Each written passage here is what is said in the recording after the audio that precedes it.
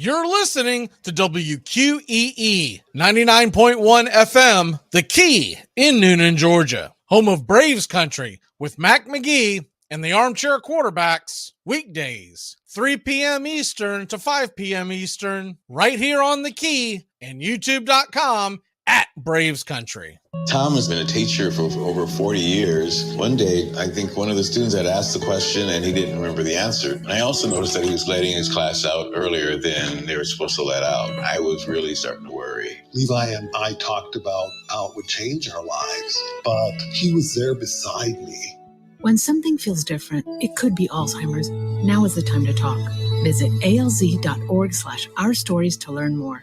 A message from the Alzheimer's Association and the Ad Council. Hey folks, this is Mark White with The Mark White Show, and you can tune into The Mark White Show every Saturday from 11 a.m. to 12 p.m. right here on Rock 99, WQEE The Key, the home of Southern sports and talk. Are you looking for a reliable dental practice that not only cares about your teeth, but is friendly to work with? How about one that offers great deals and new patient promotions? Well, your search is over. Most Valuable Smiles in downtown Eatonton, Georgia is committed to giving you the biggest and brightest smile. Right now, get a $99 new patient special, including x-rays and exam. Maybe you're looking for veneers. Most Valuable Smiles veneer special includes one free veneer with every 5 purchased. Or get that bright white smile you've always wanted by taking advantage of an exclusive $100 off Zoom whitening treatment when you book today. And don't forget that 2022 is almost over. That means most insurance policies will reset by the new year, and to avoid losing that extra money, you need to use it or lose it. Book an appointment today with Most Valuable Smiles in downtown Eatonton to lock in these exclusive deals. Call 706-623-0318 or visit mostvaluablesmiles.com. Enjoy sun-drenched days, epic stays, and plenty of room to roam in Greater Fort Lauderdale. Our hotels, attractions, and restaurants have taken the Visit Lauderdale's Safe and Clean pledge so you can relax and explore with confidence. When you're ready for that well-deserved staycation, our 23 miles of golden beaches await. Find wide-open spaces to hike, bike, kayak, and paddleboard. Visit your favorite attractions, then dine out in style in dining rooms or al fresco on waterfront patios. Learn more at sunny.org. It all starts with just one thing.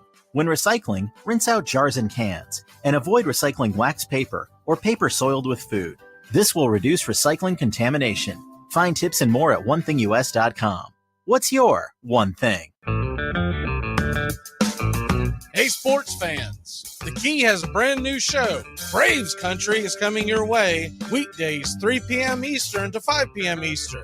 Drive time on WQEE. Braves Country is a Southern sports talk show with Mac McGee and the Armchair Quarterbacks. We'll be talking the Atlanta Braves and Major League Baseball, along with everything important to sports fans in Braves Country.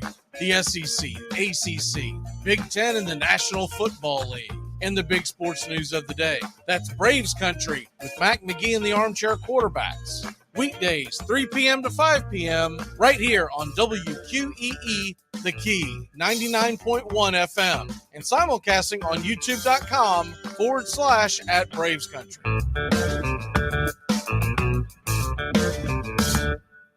At Shell, we know from the time you get up to the time you wrap up, good night, there's a lot of meetups, eat-ups, and hurry-ups. So come to Shell and get 3 things done at once. Fill up with Shell V-Power Nitro Plus to help keep your engine running like new. Save up with the Fuel Rewards program and never pay full price for gas again. And snack up with in-store rewards to save even more at the pump. Make the most of the stop you need to make with Shell and engines that continuously use Shell V-Power Nitro Plus premium gasoline. See full terms and conditions at fuelrewards.com. That's the sound of NyQuil Severe hard at work. NyQuil Severe is the best sleep with a cold medicine. No tossing and turning, just rest and recovery. So you're ready to take on tomorrow. For powerful relief of your worst cold and flu symptoms, try NyQuil Severe. The nighttime sniffling, sneezing, coughing, aching, stuffy head, best sleep with a cold medicine. Use as directed. Keep out of reach of children. Hey Braves fans, thank you for listening to Braves Country Baseball. Hi, I'm Mac McGee, and we are here to bring you play-by-play, pitch-by-pitch of your Atlanta Braves and bringing you spring training and 2 to 3 games a week all season long. Please like and subscribe today. Braves Country Baseball.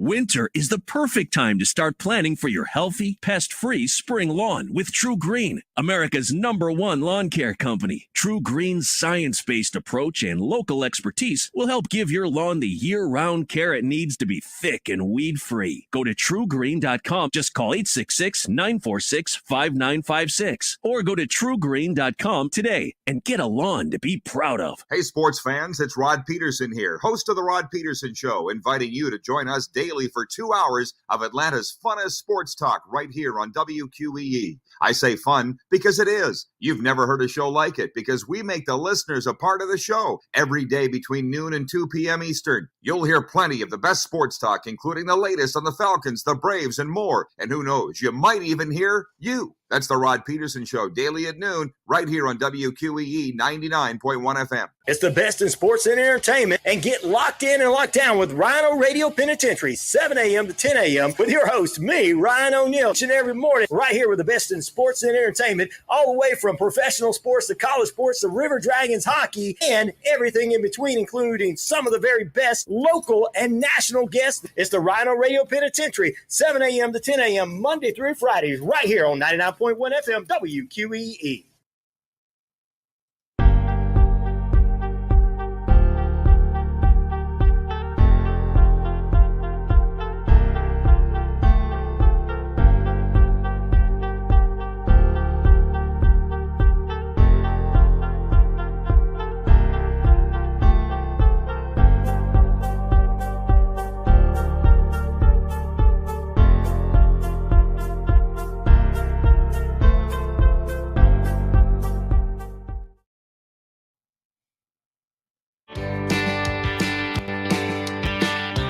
Hey, sports fans. Weekdays, 3 p.m. Eastern to 5 p.m. Eastern. Drive time on WQEE. Braves Country is a Southern sports talk show with Mac McGee and the Armchair Quarterbacks. That's Braves Country with Mac McGee and the Armchair Quarterbacks. Weekdays, 3 p.m. to 5 p.m. right here on WQEE 99.1 FM.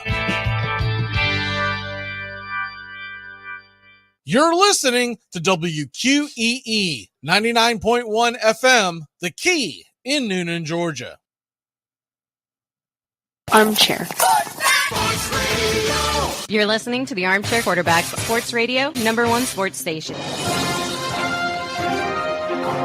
Good afternoon, and this is your Armchair Quarterbacks Sports Flash. ESPN.com has announced its early season Major League Baseball power rankings. #1, the defending world champion Houston Astros. And #2, it's the Atlanta Braves, who won last year's NL East title for the 5th year in a row, and the World Series champion just 1 season removed. Following that up, #3, you got the New York Yankees. 4 is the Mets. 5 Padres, 6 Dodgers, 7 Toronto. The Phillies are 8th, Rays are 9th, and the Seattle Mariners round out the top 10. Ravens offensive coordinator Greg Roman resigns amid offense's declining results. Of course, most will point to Lamar Jackson's absence in the last several weeks. Washington Commanders assistant running backs coach Jennifer King will coach the position at the Senior Bowl. King will coach the national team running backs. The Senior Bowl announced on Thursday. New York Mets agreed to a 2-year, $3.7 million contract backup catcher Thomas Nido, while the Braves signed a minor league contract with Kevin Pillar. Mets and Tony Pham agreed to a 1-year, $6 million deal. He'll most likely platoon out in left field. And our A-plus pick of the day, Houston Christian, -3. Rutgers +3 is the B pick today, with the Boston Celtics -6 on pick C. And that's your Armchair Quarterback Sports Flash. Stay tuned for Braves Country right here on WQEE 99.1 FM, The Key in Noonan, Georgia, simulcasting on youtube.com @Braves Country.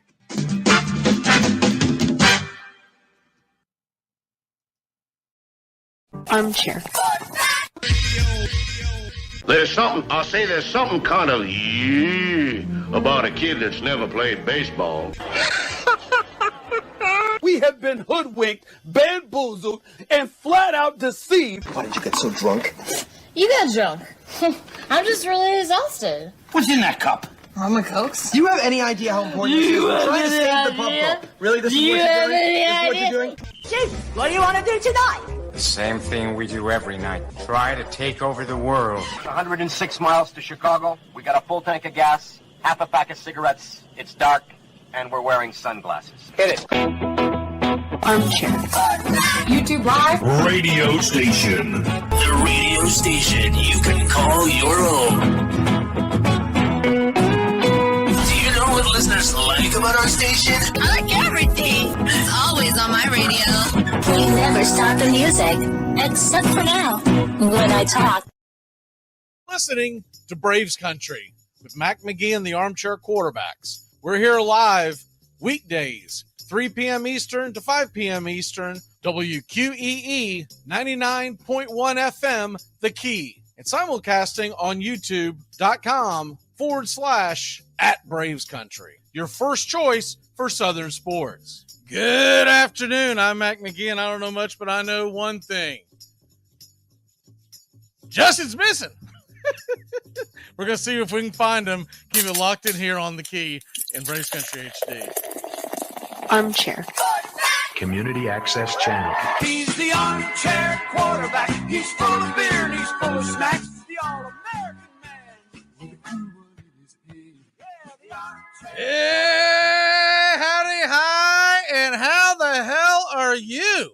Welcome to the Armchair Quarterback Radio's Braves Country on WQEE and Braves Country HD, wherever you may stream. A little bit of communication error. We'll get it figured out. I got a new phone today, and I'm sure that's probably about the time that Justin tried to send me a text. So anyways, long story short, we'll get things figured out here. We got a big show today.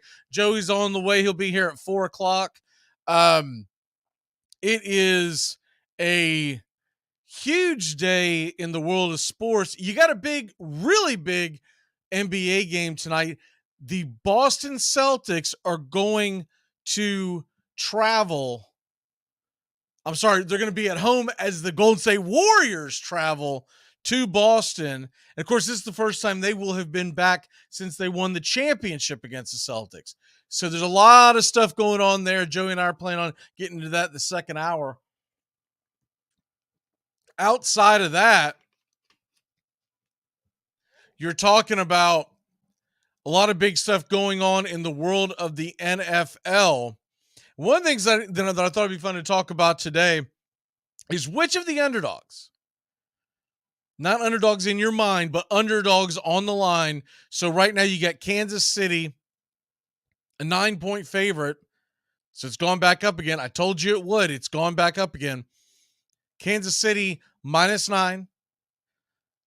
The New York Giants +7.5.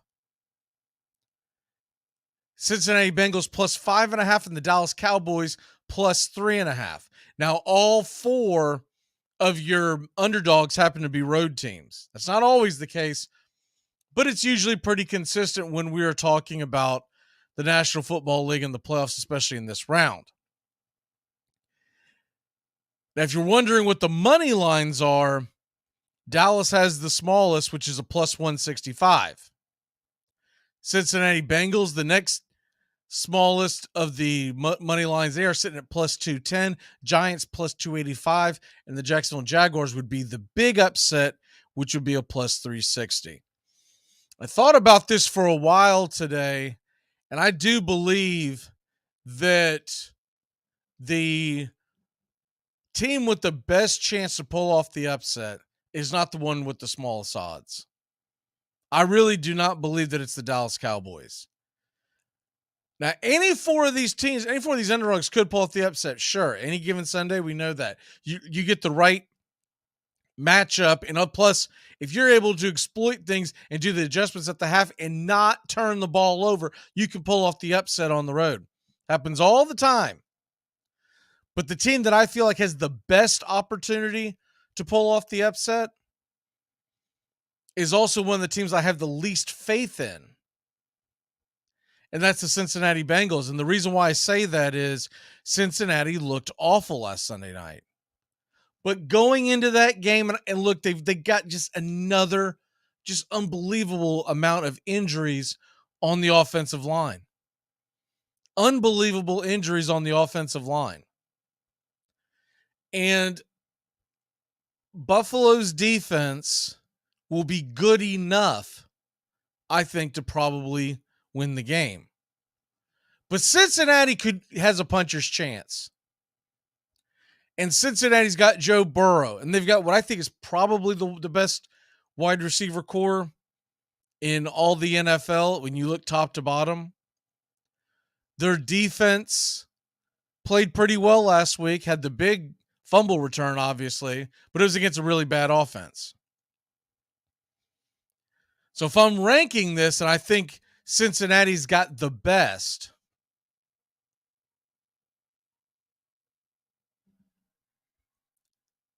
who has the worst chance of the upset? It's most likely the Jacksonville Jaguars, right? They're coming in, they're a 9-point underdog, plus 360 on the win line. But I do believe there's an opportunity for Jacksonville to pull off that upset, and it's not so much Jacksonville being that good. I think Jacksonville's got a lot of flaws. But if you listen to all the pundits and all of the writers across America and the local writers for Kansas City, there has been almost a level of, I won't even call it disrespect, but there's an assumption that they're moving on to the next round and they're wanting to know, are they going to be at home or did they have to go to Atlanta to face the Bills? Because in case for some reason you missed that, the Bills Chiefs, that's the only combination that would happen. Bills Chiefs would be played in Atlanta. And it seems like there's more of a focus on that than there is about who is going to win the game. And I get why. Look, Kansas City easily took care of Jacksonville earlier in the year. But Jacksonville, in the second half of that game, really looked like a much more formidable opponent. Not to mention, and we can put this aside, obviously, because it's so long ago, but they're playing much better football right now in Duval than they were when they went out to Kansas City last time. Because the first half of the year, Jacksonville really didn't hit their stride till about 6 weeks ago. But if I'm ranking top to bottom on who's got the best chance, I think it's Bengals, and then I think it's the Giants. I know they're the 7.5, and Dallas is the 3.5, but I just, look, San Francisco's playing that good of football. Now, the antagonist would say, and it's a fair point, the Dallas Cowboys are going up against not only a rookie quarterback, a rookie 7th-round quarterback who didn't start playing until just a little over a month ago. So all those things set up for a Dallas upset. But I think that's the one that would shock me the most of an upset would be Dallas dropping the ball and I'm sorry, Dallas overcoming the 49ers and Brock Purdy dropping the ball literally and figuratively and not getting to the NFC Championship game. Now, if you want to tell me next week if Philadelphia beats New York that Jalen Hurts and company have a sizable advantage against the 49ers at home in Philly, I get that. That is a very fair point. But right now, if I'm ranking it 1 through 4, who's got the best chance of pulling off the upset? It's the Bengals. Then I think it's the Giants. And then give me the Jaguars and then the Cowboys. And I know that's a weird ranking system because the Cowboys would beat the Jaguars and most likely beat the Giants. But I'm looking at their opponent. I'm looking at the situation. That Dallas 49ers game is a 6:30 game. It is the game of the week. It's going to get enormous ratings. So will the Bengals Bills at 3:00. This coming Sunday is going to feel like what the AFC NFC championship game feels like. It gets started at 3. Your second game gets off at 6:30. It's the mirror image of what happens a week from Sunday. But when you look at those situations, and the fact that the Cowboys are coming off such a short week, and there might be a little bit of take that, America, we beat Brady. So they could be coming in, not necessarily overconfident going in the 49ers, but look, everyone's got the we'll just say it. Everybody can get full of themselves when they have a little success. What's the old saying? Good is the enemy of great. The Dallas Cowboys looked good last Monday, but they haven't looked great. And you'll see if they'll push through. And I do believe that San Francisco 49er front seven is going to be very difficult for the Cowboys to maneuver through. So it's all going to land on Dak Prescott. He has been an interception machine. Conversely, when you look on the other side of the sideline with Brock Purdy is not going to be asked to do a whole lot because they are running the ball so well and the short passes. And Shanahan has perfected the art of just get the ball in my playmaker's hands from short yardage situations away and then create the yak, right? The old-fashioned yak, the yard after the catch. When you got Deebo Samuel and you've got Christian McCaffrey, I mean, Run CMC, they're 11-0. They're 11-0 since Run CMC showed up there. Debo's healthy. Brandon Ayuk, he's no slouch. Juwan Jennings can stretch the field. And George Kittle. And then when you look at the stable of running backs that they have, this is a dangerous, dangerous offense. And they don't have to be elite and perfect. Brock Purdy doesn't have to go out there and look like what most people are comparing him to, a young Tom Brady. He just has to make sure he doesn't look like a young Trey Lance. And the 49ers will march on past the Cowboys. When I look at Bengals and Bills, what I really look at, to be honest with you, the crowd is going to be a big factor. The emotion is going to be a big factor. But I don't think that kind of stuff really affects Joe Cool. Joe Burrow, whether you're a fan of his or not, whether you're a Bengals fan or not, you have to respect the fact how good they are.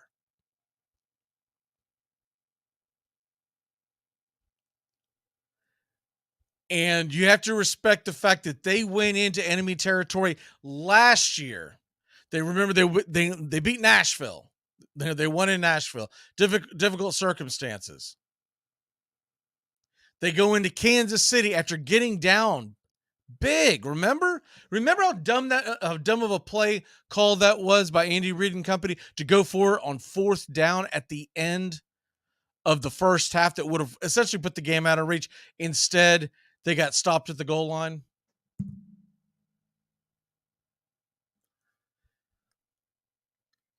The Bengals, though I do think the line's about appropriate at 5.5. If I got to take one or the other, I'm still swinging with Joe Cool. Because Josh Allen, the way he swings that ball when he's running, and look, he's incredibly talented, but you see him swing it like a loaf of bread. And Patrick Mahomes does it too. And there's going to be an opportunity for turnovers. There always is with those two guys. Now, they usually make up for it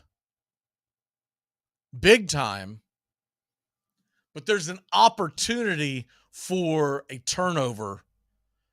And Josh Allen's going to be coming hard at Patrick Mahomes, DeMarcus Walker. And then when you look at the other side of it, the Bengals, all they need is 1 or 2 turnovers, which the Bills love to do.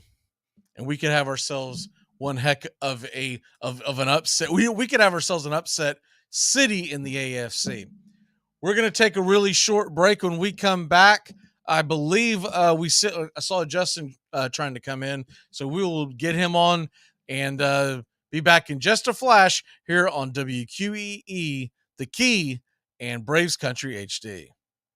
Whenever I bring home Entenmann's Little Bites muffins... Little Bites? That's right, sweetie. Can you just give Mommy a minute? I love Little Bites! I know you do, but we're doing a commercial right now, okay? Got it. As I was saying, whenever I bring home you-know-what, you-know-who gets pretty excited. And so do I. Little Bites muffins are made with real ingredients, no high-fructose corn syrup, and are baked moist and delicious. I love Little Bites! Here you go. Yes! Entenmann's Little Bites muffins. The perfect portion of happiness. Hey, Braves fans. Thank you for listening to Braves Country Baseball. Hi, I'm Mac McGee, and we are here to bring you play-by-play, pitch-by-pitch of your Atlanta Braves, bringing you spring training and 2 to 3 games a week all season long. Please like and subscribe today. Braves Country Baseball.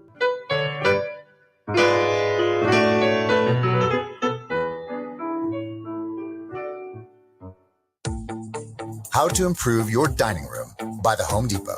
New wood floors, new paint on the walls. Sure, you know us for that. But how about a new dining room table, matching chairs, bar stools? How about free and flexible delivery with easy online returns? Now you can explore decor in a whole new way. Save now on furniture. Everything for your home. Everything from HomeDepot.com. How doers get more done. U.S. only, valid through September 7th. Limitations apply.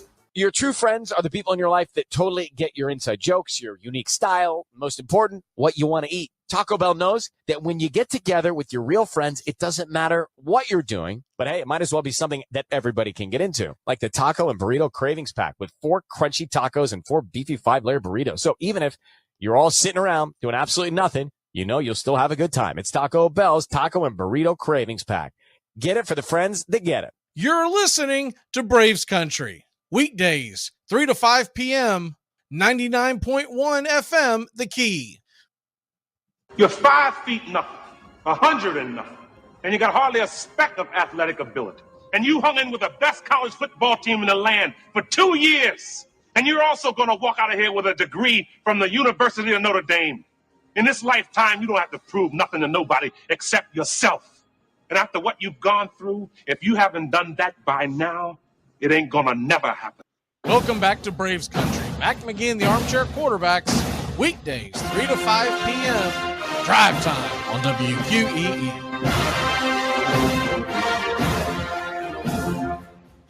Welcome back.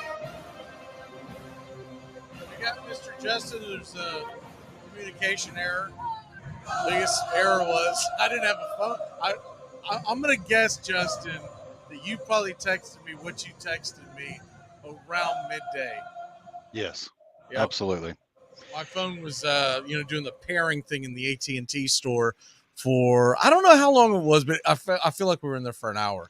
And I guess whatever that might have been sent to me at that time, never, you would think the next time that you get around Wi-Fi or whatever that you would get, whatever text you missed, but I guess that's not how things work.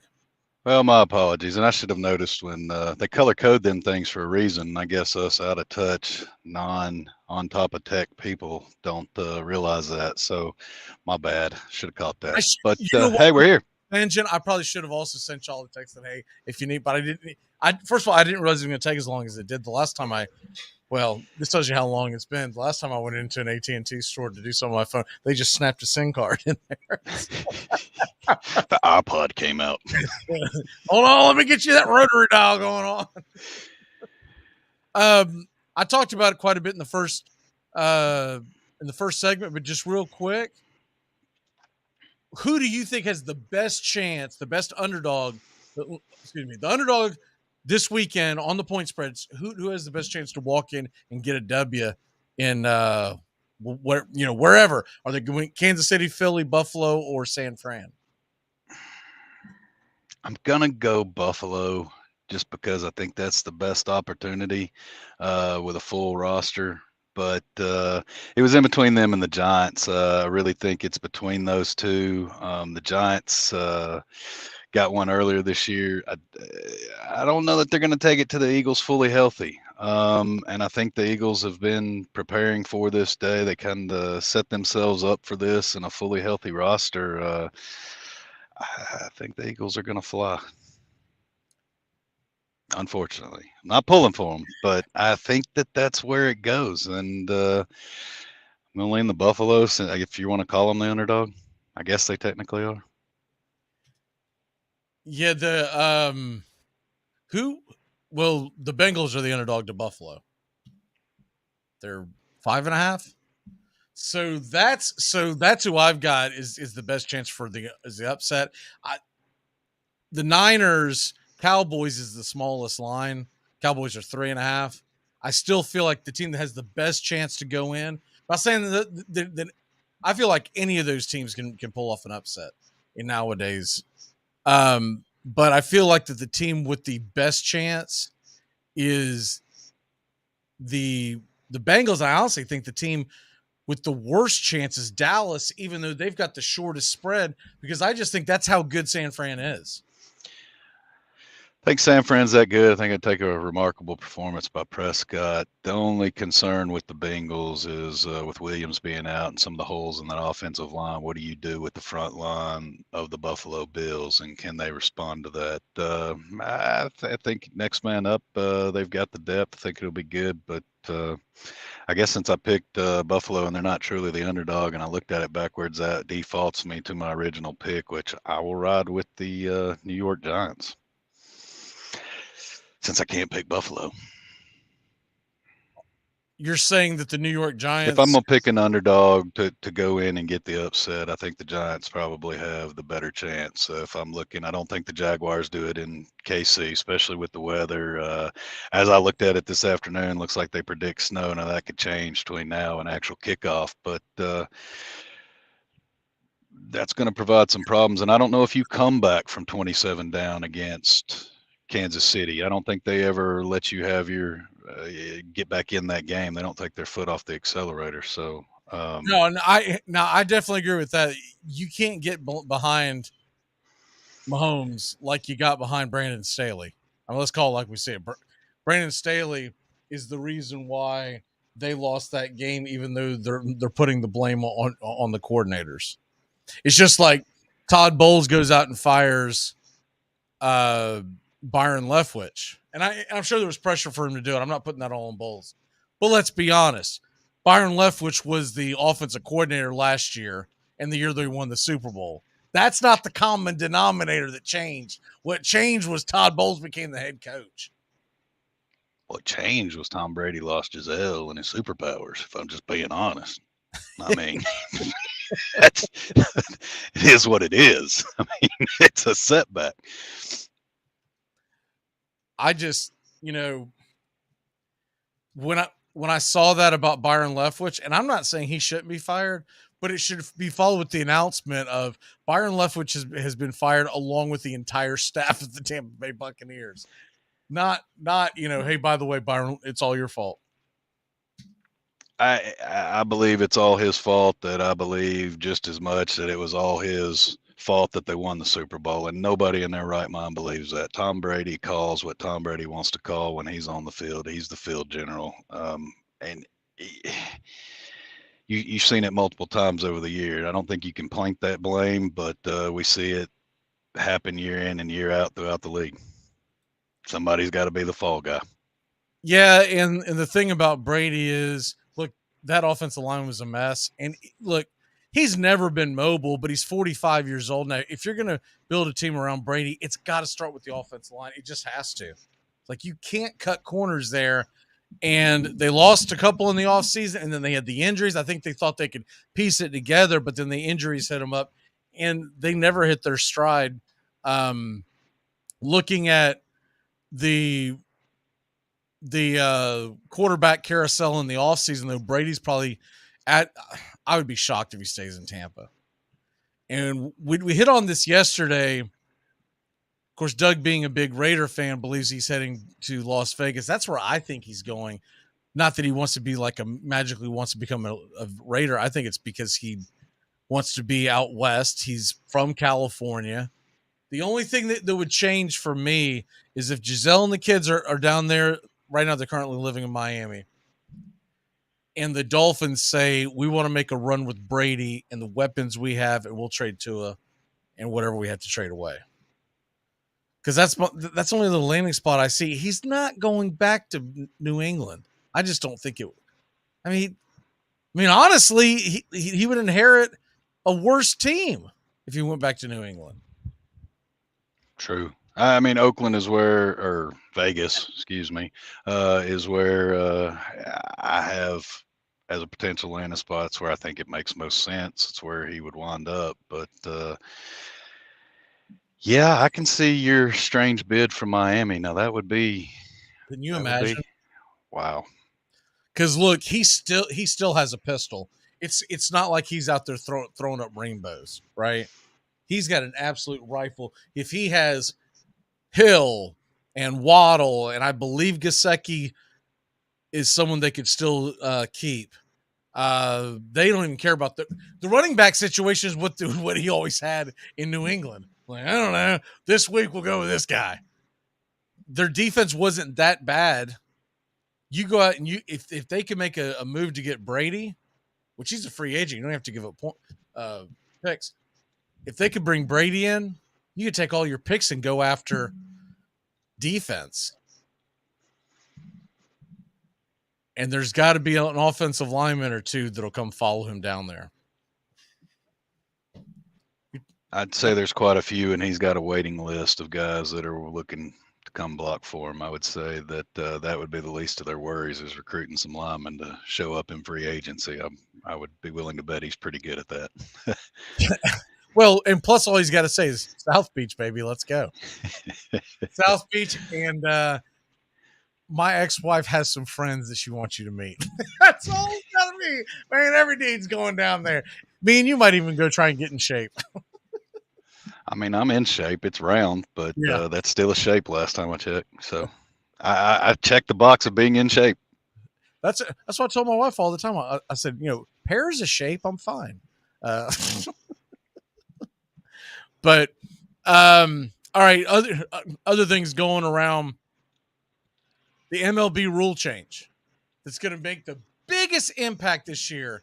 And real quick for the audience that's not familiar with it, we touched on it a little bit yesterday. But you're going to get a 15-second pitch clock with runners off, 20 seconds with runners on base. You're going to get the shift is now outlawed to the point where two defensive players on each side of the second base bag, and they cannot flip-flop. So, in other words, you can't have, you couldn't have Ozzie Albies flipping back and forth between the right side and the left side of the infield, depending on the batter. If you're a second baseman, that's where you have to play. The only way that can change is a defensive substitution. And then the bases are going from 15 inches to 18 inches, which is just 3 inches more around. That is a bigger deal than I think a lot of folks realize. But of all those, isn't there a limit on throwovers with the new pitch count as well? There's a limit on pickoff throws as well this season that I think goes hand in hand with the pitch clock. That could be an interesting twist there. I don't have all the specifics of it, but I know they've limited to the amount that you can throw over without penalty. Now, can't remember what the penalty is off the top of my head, but I know that there's a caveat for too many throwovers. Yeah, now they've been experimenting with that in the minor leagues. I don't believe that that's actually been approved, but it has been talked about. So the way things are set up, I do think that they have some leeway. They could call an audible in the spring and say, by the way, if they don't, Look, I said this yesterday. The first part of the season is going to be really interesting and really confusing, and we'll see how many times the guy looks up at the clock and goes, "It's 12. I've already spent 12 seconds of my 15. I better, or sorry, 17 of my 20. I better go ahead and toss one over there to first base." But here's what I'm waiting for. I think it happens the first couple of days. The guy that realizes he's got to throw quickly, and either he starts his windup or he decides to make a quick pickoff throw to reset the clock, and he gets balk. And it costs you runs, it costs you bases, probably costs you games. I think that's the part that's going to be interesting. I know they're going to try to get everyone accustomed to it in the spring, but it really isn't the same. I'm in between the pitch clock and the bases. I think the shift will provide a lot more exciting baseball. I think we're going to see some holes get through the gap. We're going to see a little bit more offense, but I think the base increase is something underestimated. I think we'll see some more stolen bases. I think it's going to favor in the side of the runner. You just have a shorter distance. Yeah, it's not far, but look how many bang bang plays we have that go to review at second on a throw. And if you make that distance 6 inches shorter, a lot of those plays are safe. Or 3 if they decide to shift it across the line to give the batter or the runner a cushion to the original point to avoid contact and collisions and tripping of the legs. But you're still going to have a 3-inch difference because second base is going to be stretched towards both lines. So even if they go something like they do at the collegiate where they put the double bags, and they're not going to do that, but if it hangs over the foul line for the runner to actually have a corner and you don't do distance, it's 3 instead of 6 inches. Either way, it still benefits the runner as a shorter distance.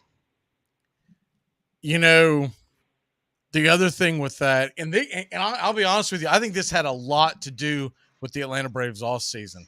I think having an elite catcher with the elite pop time that they keep talking about with Sean Murphy, I think that is going to become invaluable because the teams that don't have it, which was the Braves last year, and you decrease the base paths on both sides because, it's 3 inches in circumference. So you're probably going to get about 1 inch on each side of the bag, right? But that means 2 inches total all the way from, first to second or second to third.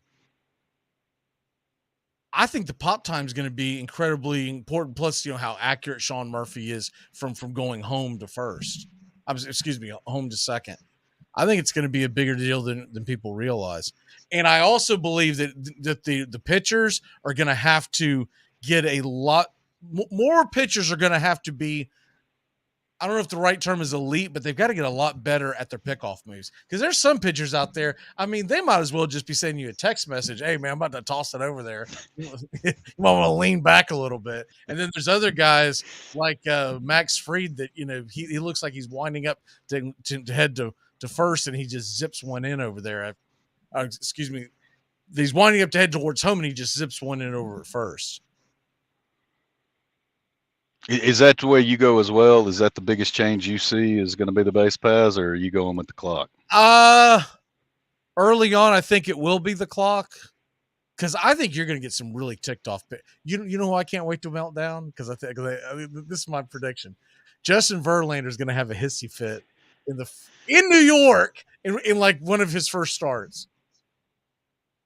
Catchers are put in a tough spot, and they better call a great crisp game because they're going to hang their pitchers out if they're not on the same page. And then you still have the mound visit rule. Like, this could get very interesting in the we always say that litmus test is the start of the season to Memorial Day, and you really don't know what you have as a team, and you can't evaluate until that Memorial Day break. But I think we're going to see a lot of mistakes, and I think it's going to be entertaining as a fan to see.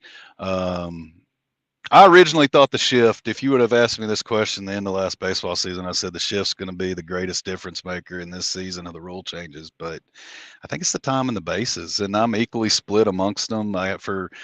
they almost go hand in hand. I think it benefits the base runner with these rule changes, but I think both of them will be the key that we're going to see the biggest mistakes with. I don't think the shift will be it. I just think it's going to open up more offense. Now, for any, I think the shift is going to be less noticeable, but by the end of the season, you'll be able to go back and go, man, batting averages are up. Man, like, yeah. I think honestly, of all of them, I think the shift is the best rule they came up with, the only rule, because I wanted to see more movement. I wanted to see some hit and runs. I wanted to see, the ball put in play and not strikeouts and home runs. That's not what baseball is about. But and you're going to see rangy shortstops be relevant again. Hey, you know who else becomes relevant again is Billy Hamilton. Someone's going to try to sign that dude. Make sure I can lock him up. I'm excited about it all the way around. Back as a pinch runner, man. You never know. He's not doing anything in springtime. True. Maverick has a question here, Justin. What do you think the odds for Braves to make the playoffs and also Georgia to repeat as college football champions? Well, we gave the odds for the Bulldogs 3-1. I just think it's going to be very difficult to win back to back to back. But if anyone can do it, it's Kirby Smart's team. There's just so many factors that have to go in. Not only do you have to stay healthy and get some breaks along the way, but you got to hope that a team in the mix doesn't get luckier or healthier than you. And they are going to go through a couple of things. They are losing some guys, but they're right now at the situation Alabama's in. It doesn't matter who they lost. They're just churning in good athletes. But I think there's two big factors that could stop Georgia from winning their third title in a row. Tennessee Volunteers. I like hearing that. Say some more.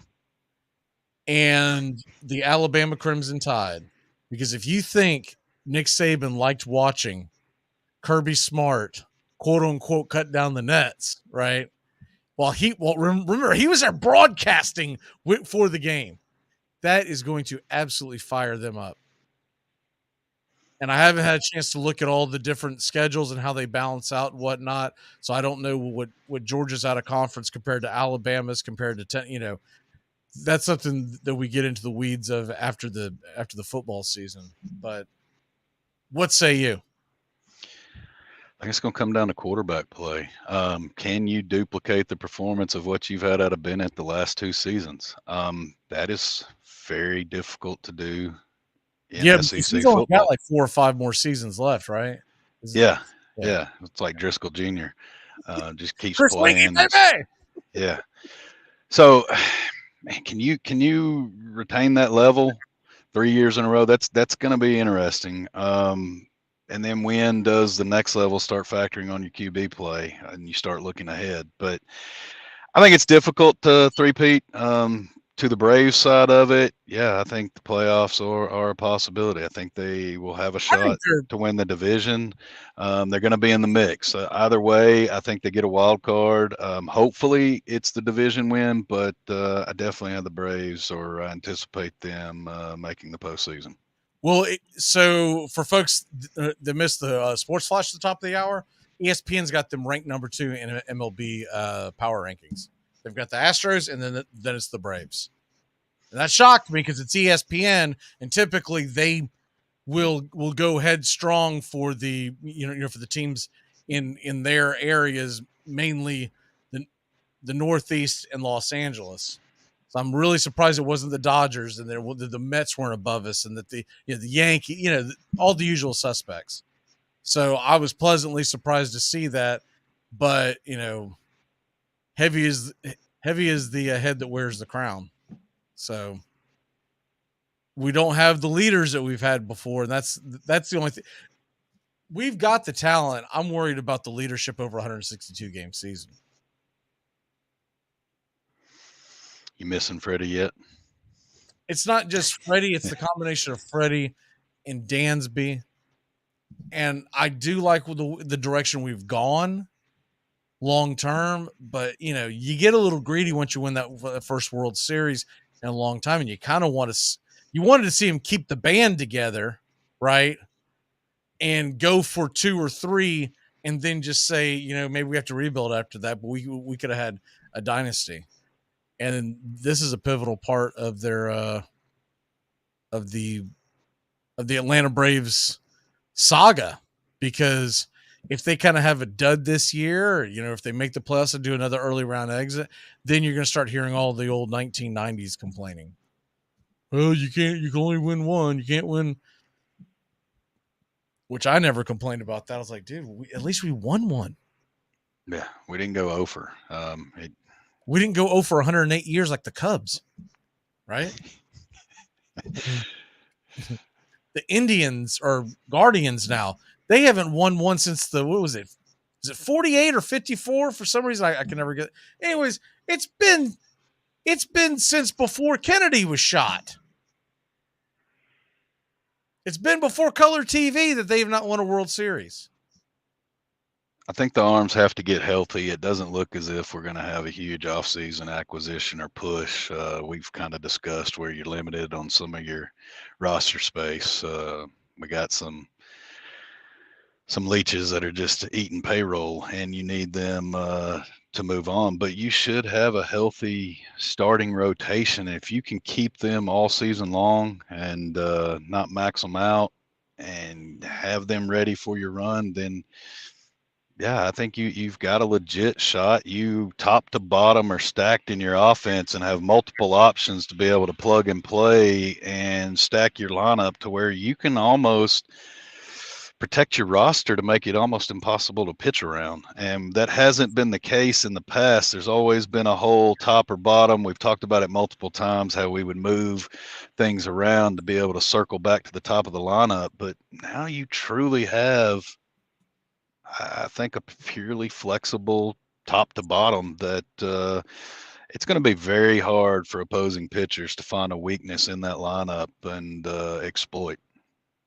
All right, we got to take a quick break. When we come back, we're going to hit you with the locks, and we're going to ask Justin who he's a fake fan of going into the weekend. We'll be back in a flash here on Braves Country HD.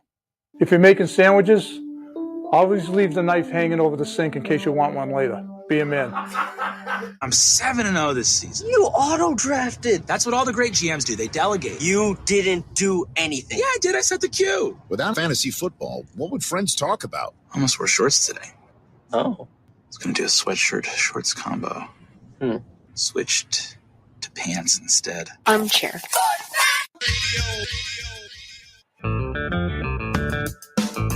Hey, sports fans. The Key has a brand new show.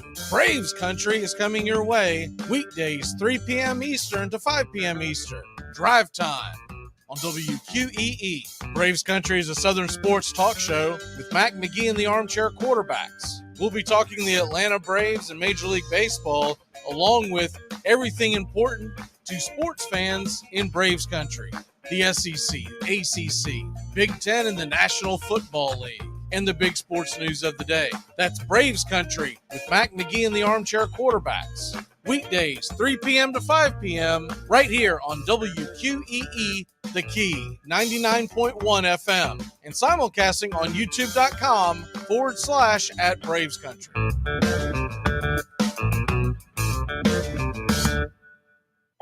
Make contact. A collective psychosis is sweeping the nation. We're in the thick of the haze craze, and Elysian is introducing an altered state of IPA. Contact Haze is a tangled chemistry of mild haze, low bitterness, and an explosion of hop aroma. This hazy IPA bursts with notes of bright raspberry, currant, citrus, guava, and passion fruit. Available in 6-pack cans in stores. Make contact. Welcome back to Braves Country. Mac McGee and the Armchair Quarterbacks, weekdays 3 to 5 p.m. Drive time on WQEE. As you know, Monty, Vaughn's been working on a couple of new pitches, the Eliminator and the Humiliator, to complement his fastball, the Terminator. I heard that. Dynamite drop in, Monty. That broadcast school has really paid off. Welcome back.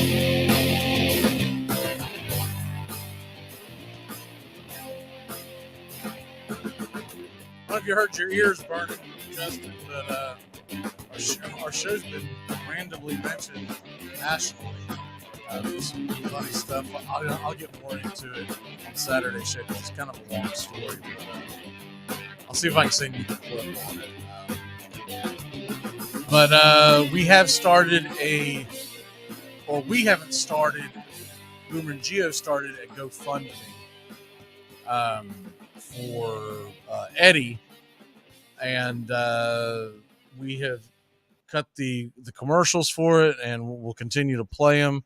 And I'll put the information up in our mentions here in a bit. But basically, Eddie's needing some financial help, and he's giving people a lot of really good picks. So I'll fill you in on all that stuff, Justin. Let's go ahead and get into our locks. Well, before we do that, so we did this on Saturday's playoff show. And what we did was we went around. It's kind of fun. And we knew that our teams weren't in it. So we decided, well, what's the best way to do this? You're going forward. You're going to watch these games. Who are you a fake fan of? And I'm trying to think of who I ended. I know I ended up with San Francisco. What we did a snaking draft. And I know I ended up with San Francisco. I think I ended up with all NFC teams. I wanted the Giants, but they weren't available. And I wanted the Jaguars, and they got taken really, really early. But I'm curious to see who is your fake fandom going forward in these NFC and AFC playoffs. Selfishly, I've got to take the Jaguars. Obviously, being a Titans fan, the farther I can separate my team's number 11 draft pick and get the Jaguars picking in the late 20s, early 30s would be ideal. But I'm going to pull for the Jaguars. I like the momentum the team's got. I like the roster now that they've got a head coach. And yes, that was a swipe. And I think that they've got some magic. I mean, to throw 4 interceptions in the first half, to have your composure and come back and win a playoff game says a lot about what Mr. Lawrence has between his ears. The kid's composed, and I think you see a different mindset. I'm going to be pulling for them. They've got a tall order going into Kansas City, and especially if weather is a factor. But hey, we saw Miami go give Buffalo a heck of a game in some cold weather, so they didn't pull it off. But maybe the Jaguars can. I'll be pulling for them. I can't say that could be a fake fan team for me because living here, but same token, I am a Titans fan. So if I've got one AFC team that I'm really rooting hard for, it's them. If there's a second one, man, it really comes down to the winner of the Buffalo Bengals game. If the Jaguars get knocked out, I don't have anything against Kansas City. I'm just kind of tired of them, and I'd like to see someone new in the Super Bowl. And I wouldn't mind seeing Joe Burrow get a second chance. But Josh Allen and the Bills with the Damar Hamlin thing, it seems too on the nose, but I am pulling for them. Your NFC team would be who? I'm going to go Giants.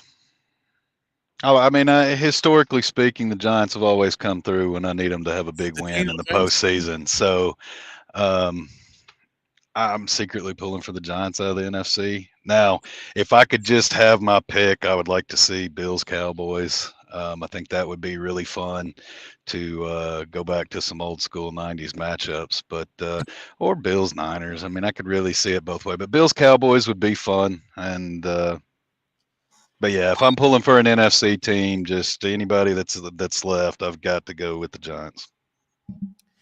I am pulling for the Giants, but it was the 49ers for me. Mainly because I don't like Philly. I don't like much there is to do with Philly, and I don't really want to see them win. Of all the Philadelphia teams, it's probably the Eagles that I can stomach the most.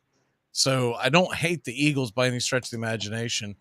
But if you think it's been nauseating so far, wait till A.J. Brown wins the Super Bowl this year, and they're just going to drag Tennessee across the board and talk about how they never should. Everybody knows they shouldn't have traded him. The only person that didn't know they shouldn't have traded him was the guy that got fired, their general manager, John Robinson. Everyone else knew. Maybe if Kevin Hart gets a little tipsy again, he can wear a Titans jersey and AJ can just pick him up and run around. It'd be pretty funny. I mean, that's what he tried to do last time. Maybe it'd work out better. All right, well, let's get into it. Before we run out of time here, we got a 6-pack, and obviously it's a little more difficult to do the 6-pack as the games wind down. By next week, I'll probably just be picking 1 or 2 and then give you the 3, just because I make picks on the weekend as well. Okay, so we're looking at the games so far, what's available as we head into the NFL playoffs. Where are you going first? What do you have the over-under in the Jags-Chiefs game on? Has it changed? 52.5. I'll take the under. Okay. I think that'll be a lower score when weather plays in, but or it could be one-sided. Hopefully not for Jaguars. Do you think it's considerably under, or are you more thinking it's a nail biter and you might end up teasing that? No, I think it's considerably under. I think they touch mid. When I say considerably under, I mean mid 40s, 44, 45 points. I don't really see it panning out as a nail biter, but I could see Kansas City kind of stretching it out and Jacksonville struggling. But it's going to take a phenomenal game and some turnovers by that defense if it's going to be a shootout and hit the over. I just don't think it goes back and forth, and I think they end up chasing points, and the Chiefs probably put 2-3 scores difference on them. It's looking like, well, if this is accurate, decent weather, 38 degrees. And I found this website that gives you the NFL forecasts. I believe these forecasts are supposed to be the day of. So it's supposed to be 38 degrees and mostly cloudy at a 4:30 kickoff on Saturday. There really isn't bad weather per se projected on this at all. But I'm really new to this site, so I'm really not 100% sure if it's that accurate. My first pick will be San Francisco minus 3.5. I think they're going to cover it with the Cowboys. I just do not see the Cowboys being able to score enough points and keep up, and I do believe there's going to be some turnovers. I believe Dak Prescott will throw not 1 but 2 interceptions, and I think the 49ers ground game is going to be too much. You know, it could be a 1-score game, but I'm thinking it won't be. I'm thinking San Fran might win by 10. What's your next pick? Over under in that game, 48 still, or I have it jotted in incorrectly.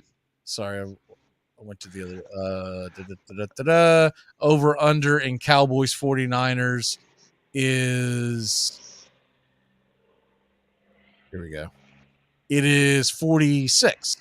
I'll take the over. I was going to take it at 48, and 46 is even better. Dallas San Fran over 46. Yeah, I really like that over too. I don't see either defense necessarily shutting the other one down. I just think San Francisco can slow down the Cowboys enough.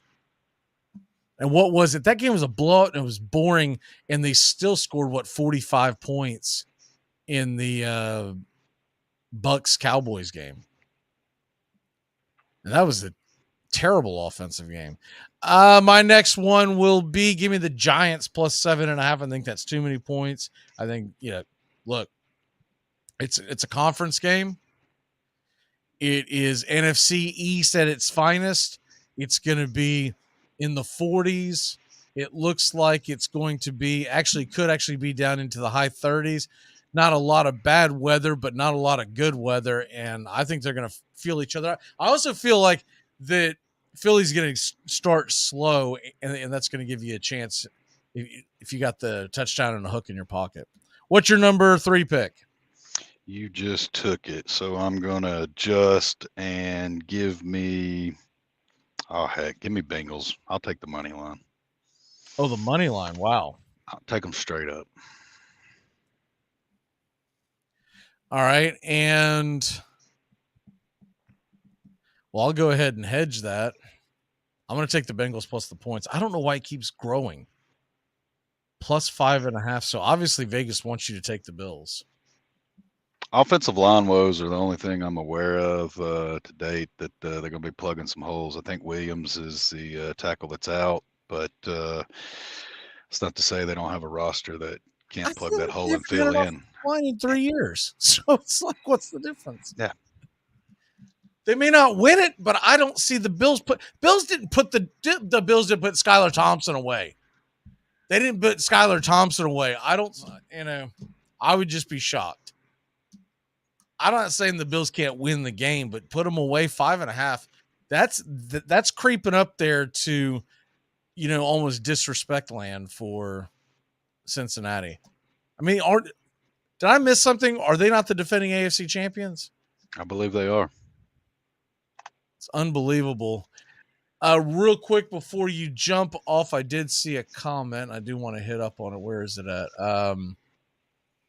Talking about second chances and whatnot. I think we've been on record many a times that we would love for the Braves to sign Trevor Bauer. But have you changed your stance at all? No, none whatsoever. I don't care what he does in the bedroom. If he can throw strikes and not walk batters and force contact, I'm good. The way that thing went down and so many conflicting reports didn't seem like it is what it was made up to be. And when the thing that turned my mind is when I saw it being verified that she tweeted out a photo of her smiling the morning after the so-called incident. Yeah. And that is just like with the Ozuna thing. When Ozuna first happened, I was like, this is awful. And then you come to find out, oh, wait a minute, it may not be what you think it is. And you're like, all right, you know what? I wasn't there. Let the authorities get it figured out. Because you always think you got when something first happens, you think you know, and you don't really know. What did your walk off for the day, sir? I just finished it. It's an available arm. It's an addition to the roster, and we've wasted more money on less talent. So here's to the Braves making good financial decisions this offseason. Where's my walk-off? It's really strange to me that he hasn't signed with someone yet. He's been a free agent for a week. What do you pick him up at? A minimum contract? A little bit more? Can't be much more than that. The only thing you have to pay him is $720. That's already been established. Just depends on who's really ready to deal with it. All right, brother, great job. We'll see you next time. We're going to take a quick break. When we come back, Joey's jumping on with us, and we're going to talk a little NFL and a little NBA. We'll be back in a flash here on Braves Country HD, wherever you stream, and Braves Country on the key WQEE FM 99.1. Well, don't mind me. I'm just here to install this smoke detector. Smoke detector? Does that detect any kind of smoke?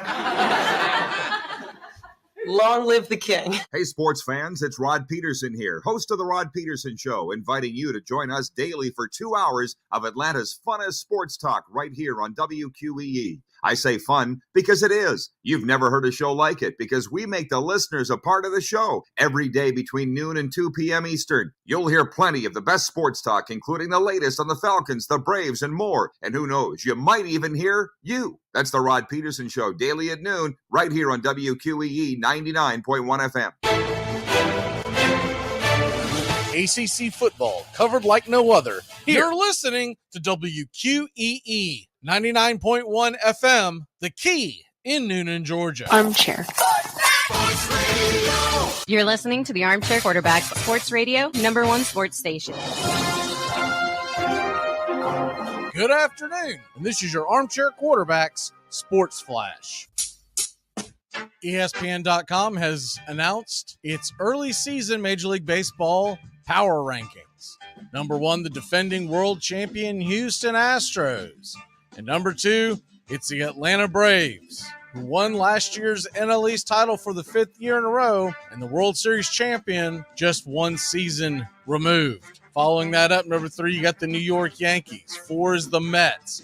5 Padres, 6 Dodgers, 7 Toronto. The Phillies are 8th, Rays are 9th, and the Seattle Mariners round out the top 10. Ravens offensive coordinator Greg Roman resigns amid offense's declining results. Of course, most will point to Lamar Jackson's absence in the last several weeks. Washington Commanders assistant running backs coach Jennifer King will coach the position at the Senior Bowl. King will coach the national team running backs. The Senior Bowl announced on Thursday. New York Mets agreed to a 2-year, $3.7 million contract backup catcher Thomas Nido, while the Braves signed a minor league contract with Kevin Pillar. Mets and Tony Pham agreed to a 1-year, $6 million deal. He'll most likely platoon out in left field. And our A-plus pick of the day, Houston Christian, -3. Rutgers +3 is the B pick today, with the Boston Celtics -6 on pick C. And that's your Armchair Quarterback Sports Flash.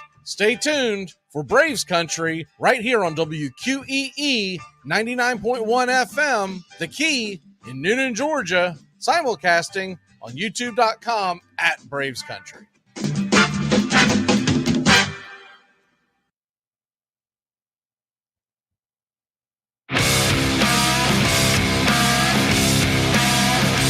Recently on Braves Country, we had Eddie, the jockey, making his college basketball predictions. It's come to our attention that Eddie needs financial help. The Boomer and Geo Show has helped Eddie set up a GoFundMe page. Donate whatever you can. Every little bit helps at gofund.me/535-320-CA. That's gofund.me/535-320-CA. Please help out Eddie, an honorary armchair quarterback, here on Braves Country.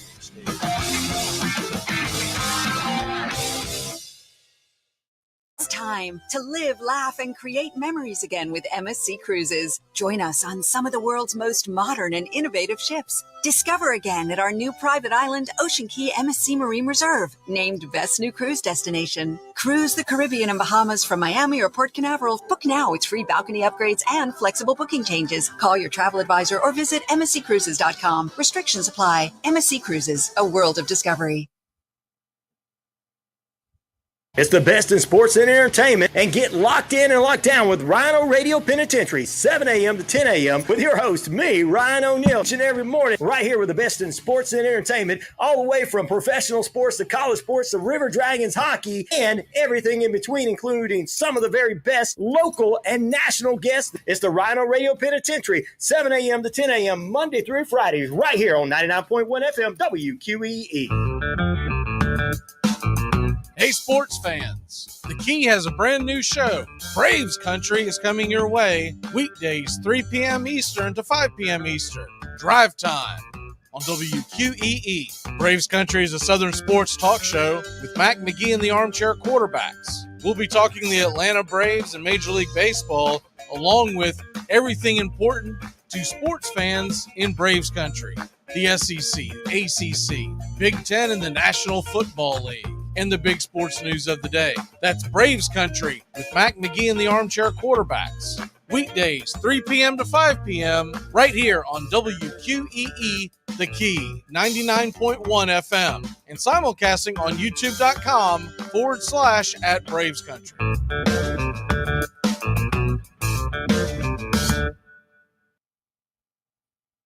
You know what your problem is? Your face. Yeah, right. Come on, wise up, man. You're too good looking.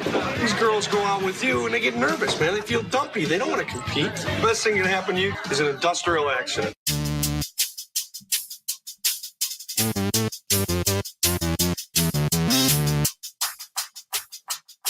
That's good advice for you, Joey. The best thing that can happen to you is an industrial accident. You're too good looking, guy. Hey, I'm not too good with my locks, so I'll take my good looks. How are you, my friend? Doing pretty good. I've been trying to keep up with this Bulls game in Paris, but it's a mess all over ESPN. In the stadium, they got like 3 different scoreboards going, all the wrong scores. I don't know what's going on over there. I just know the Bulls. What? The Bulls are playing in Paris right now against the Detroit Pistons. And that's why it has such a weird start to it. Okay. Yeah, and in the stadium, they can't get any of the scoreboards right. They're having a bunch of malfunctions. So welly done by the country of Paris for that game. But the Bulls are winning at least, so I'm a little bit happy right now. Well, yeah, you took one on the chin again on your locks, but that's why you live to fight another day. By the way, if you have to put anything on it, Garcia is leading Fernandez in the first set 6-5.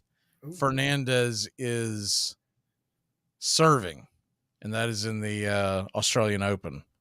Have you been catching any of that? I've been following a little bit on the computer. I haven't been able to watch too much. Of course, it just got started this week. I do pay attention to the Grand Slams. I don't get locked in. I'll just put it on a secondary device and just kind of keep an eye on it. And it's cool because it comes on early because there's, obviously the hour differential. So I'll get more into it next week when it gets down to the nitty gritty. But, do you have a particular tennis player that you follow or no? Well, I'm trying to find out about my group chat was actually talking about the up-and-comer U.S. players who seem to be doing good. I want to start following them more. I was just more of, a outside looking in guy. I used to just keep a track on Nadal, Federer, just the main guys and see where they're at on the leaderboard. But I don't personally have a tennis player I'm locking in yet. But I know there's a couple of young American guys who I want to start getting to know and start following because, like you said, this is a sport that's on during the morning usually because of their location. It's good to have with the coffee, keep it on in the background and just kind of follow it along the week. So I'm definitely going to pick up on one of these young American players soon and start to follow them. Going into today, obviously the Bulls are gone. So what is your lock of the day? Yeah, my lock of the day, my Bulls, like you said, are gone. I wish I was on the show yesterday because I finally won a bet, but that's far and few between. And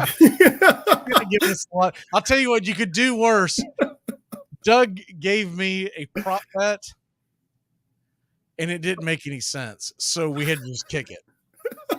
He tried to tell me that it was minus 650 for Christian McCaffrey to go over 150 yards rushing and receiving. Oh, I said, what? And he repeated, I said, that doesn't make any sense. We're just moving on. I'm done trying to get prop bets out of him. I'll keep he does good on the stupid underdogs. He does well on the very good bets. On the normal bets. He's pretty sharp. He just does not catch this prop bets. And I think I caught him off guard setting that as a topic for the show. And I was like, I should have known because Saturday was something similar. It wasn't quite that bad, but it was similar to the point where I was like, that can't be the prop. Well, I can't promise you my lock will hit, but I have it ready to go and it makes perfect sense. I'm going to take the Phoenix Suns tonight on their home floor plus 3.5. We talked about it a couple weeks ago, the Brooklyn Nets, and specifically you, Mac, you mentioned this team's going to start to fall apart at some time. When? We don't know. Well, it's starting to happen pretty quickly. Now, are the Suns still without their entire backcourt? I was trying to get a look at the injury report right now, actually, as we were talking about, because I was looking into the Warriors. I'm actually bringing up the Suns injuries at this moment. I just have so little faith in the Brooklyn Nets that I was not really mattering. But yeah, Chris Paul's out for Thursday. But that's the only guy that they list is out tonight is right now Chris Paul.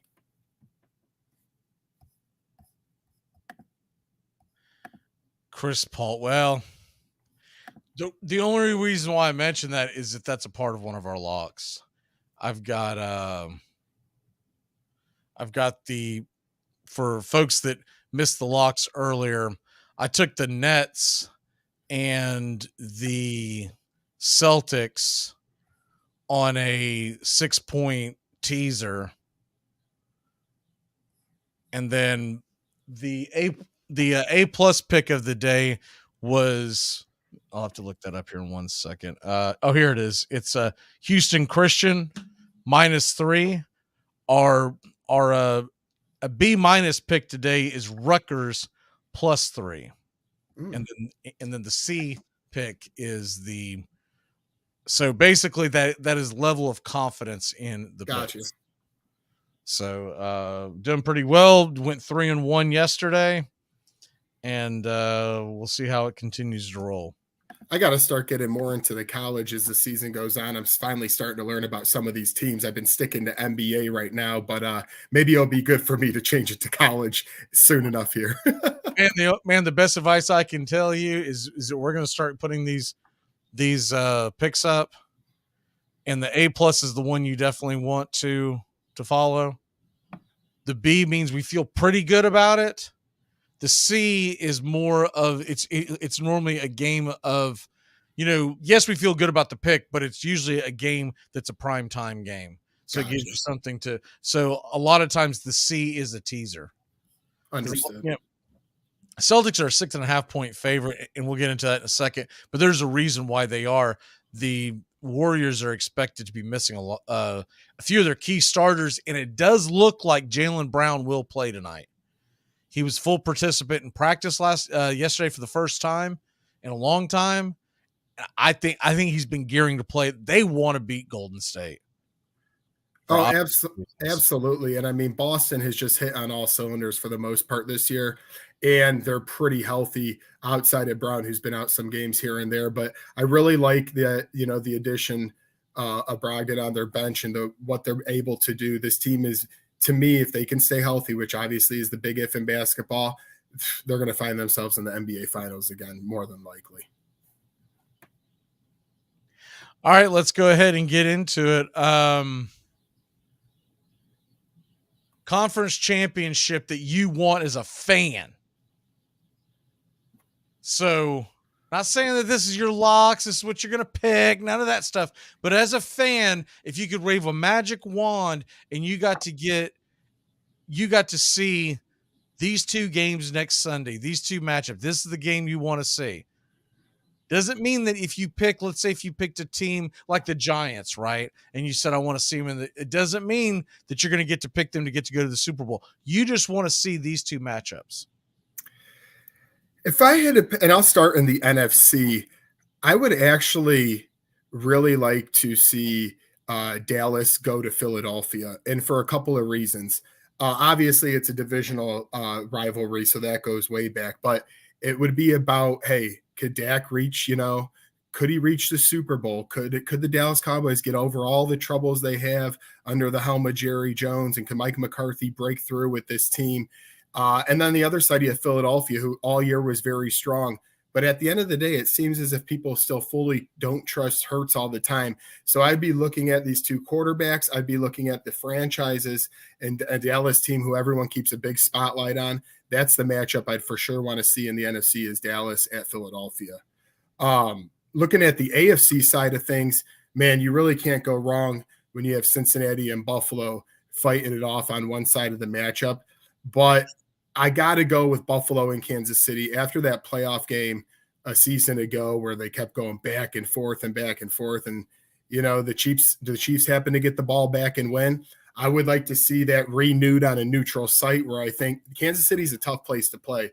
On a neutral site, indoors, I would love to see Josh Allen sling the ball around, Mahomes sling it around, and not bad environments where it's going to be a clean game on the inside Atlanta. So I'm looking forward to, in the NFC, I would like to see Dallas and Philly. On the AFC, give me Buffalo and Kansas City.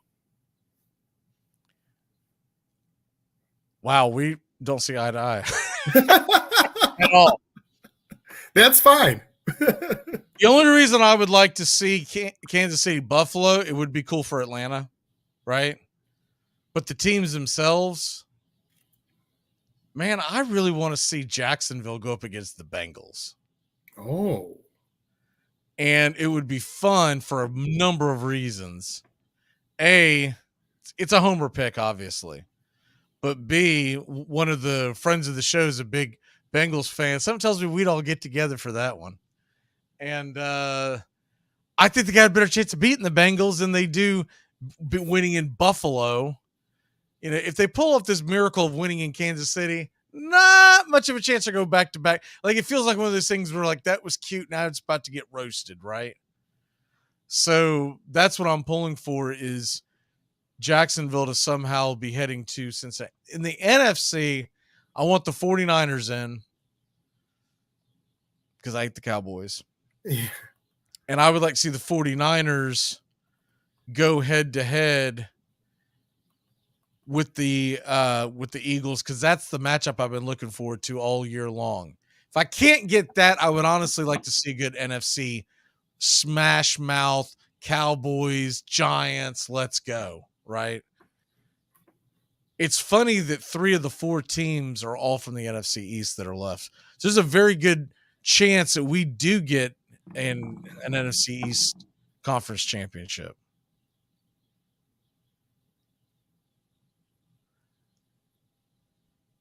So did you freeze? No, I'm right here. I'm just taking everything. You know, I swear you quit talking. You kind of dazed off. I was about to, okay, I have to give you a urine sample. I just went. You just missed it.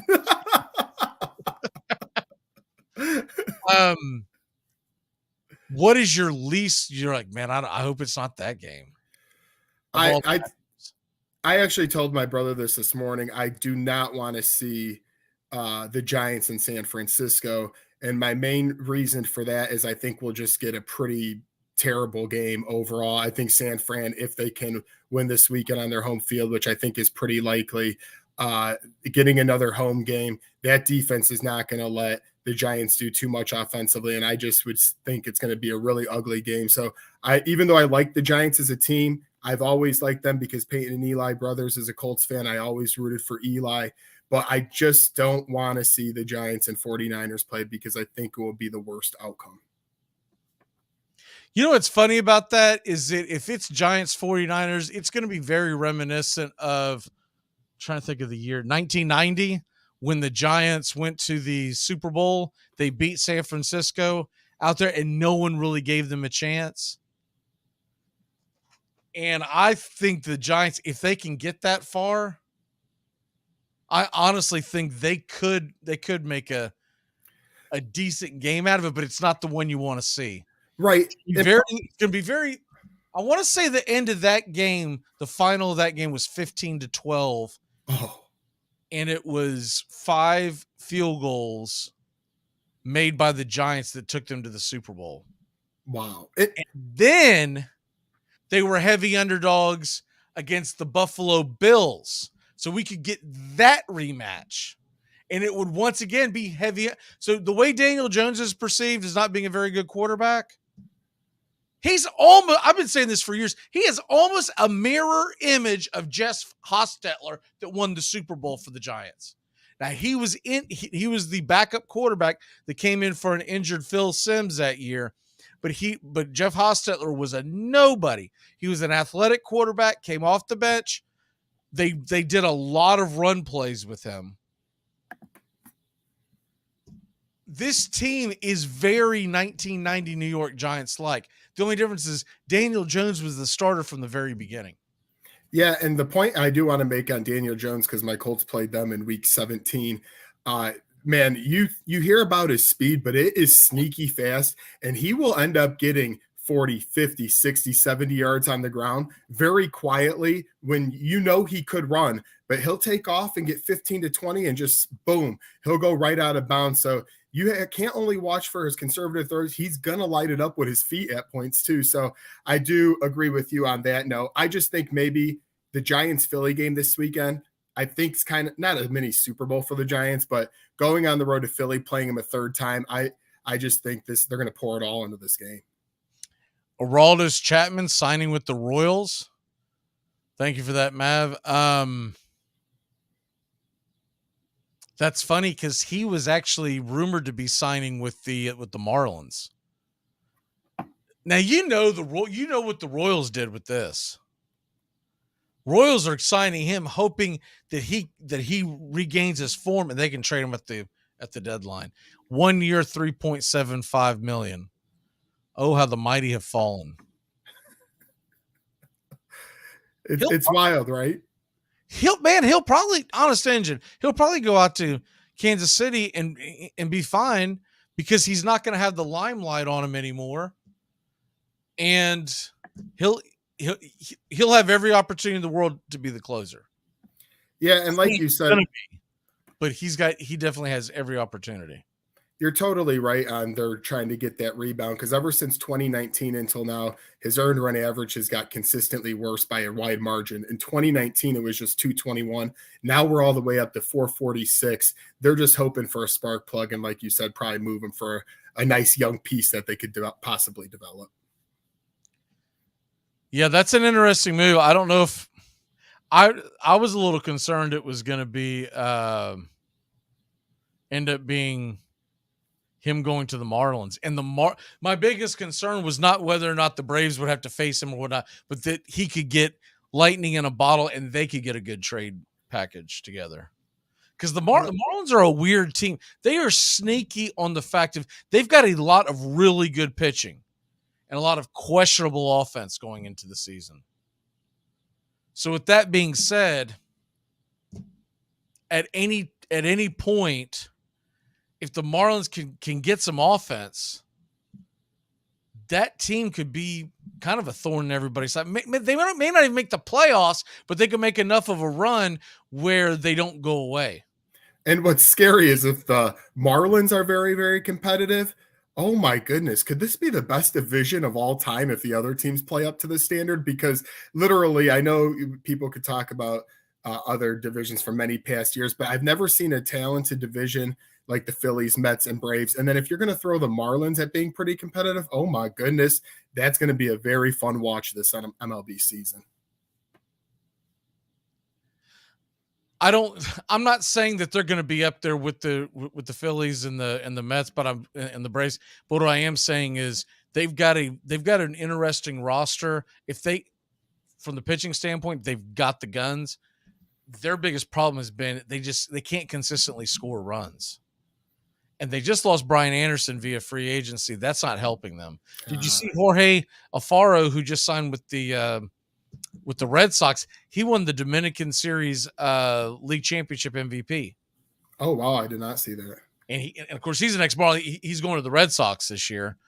I've always thought that he was a really good, solid catcher. It'll be interesting to see what the Red Sox do with it. The Red Sox are making a lot of little sneaky moves that they could have a puncher's chance to actually be competitive. Timus and I talk a lot of AL baseball on Mondays. We were talking about them earlier this week, but this is before the Duvall signing. Although, by the way, I called it. I said, who could they sign? I said, dude, you're talking about moving Kike Hernandez down to shortstop, and you're looking for an outfielder. Adam Duvall plays all outfield positions. Yep. I hated losing him as a Braves fan, but I do believe that he made the right decision for himself. He's going to make more money there with incentives he can make up to, I believe it was $3 million on top of his seven base, according to Feinsand. And Braves weren't going to pay anywhere near that. The last time they signed him before he got injured, they signed him to a 1 year, $4 million deal. I was going to say 3, 4, 5 million, somewhere in that range. It was really, really low. So we got to take a quick break. When we come back, we're going to hit up some more of these. We're going to talk about the MLB rule changes and also the over-unders for this coming weekend, which ones we like. And there's some stuff going on in the world of sports, some news that we just came across. Got to get that on the other side. We'll be back in a flash here on Braves Country HD, wherever you may stream, and Braves Country here on 99.1 FM, The Key. Let's go out there. Let's cut the regular season back to 10 games, and you can have some well-placed off weeks. You can have an NIT in between to fill in the blanks. And let's have a 64-team playoff. The champion will play 16 games. And see this guy. I'm not off the mark here. You're off the mark. Everybody else does it this way. The Dixie Handle Company, 5 generations of the Strickland family, and produce quality hardwood farm and garden tools, wooden shutters, and custom furniture. This small business has been owned and operated since 1992 and ships to customers across the world. If you're looking for the highest quality tool handles, Dixie Handle Company is your place. Every item is handpicked to your specifications. If it's made of wood, they do it. Call now, 931-722-3395. That's 931-722-3395. Or go online to dixiehandle.com. The Dixie Handle Company. Welcome to Craftsmanship, a proud sponsor of Braves Country Baseball.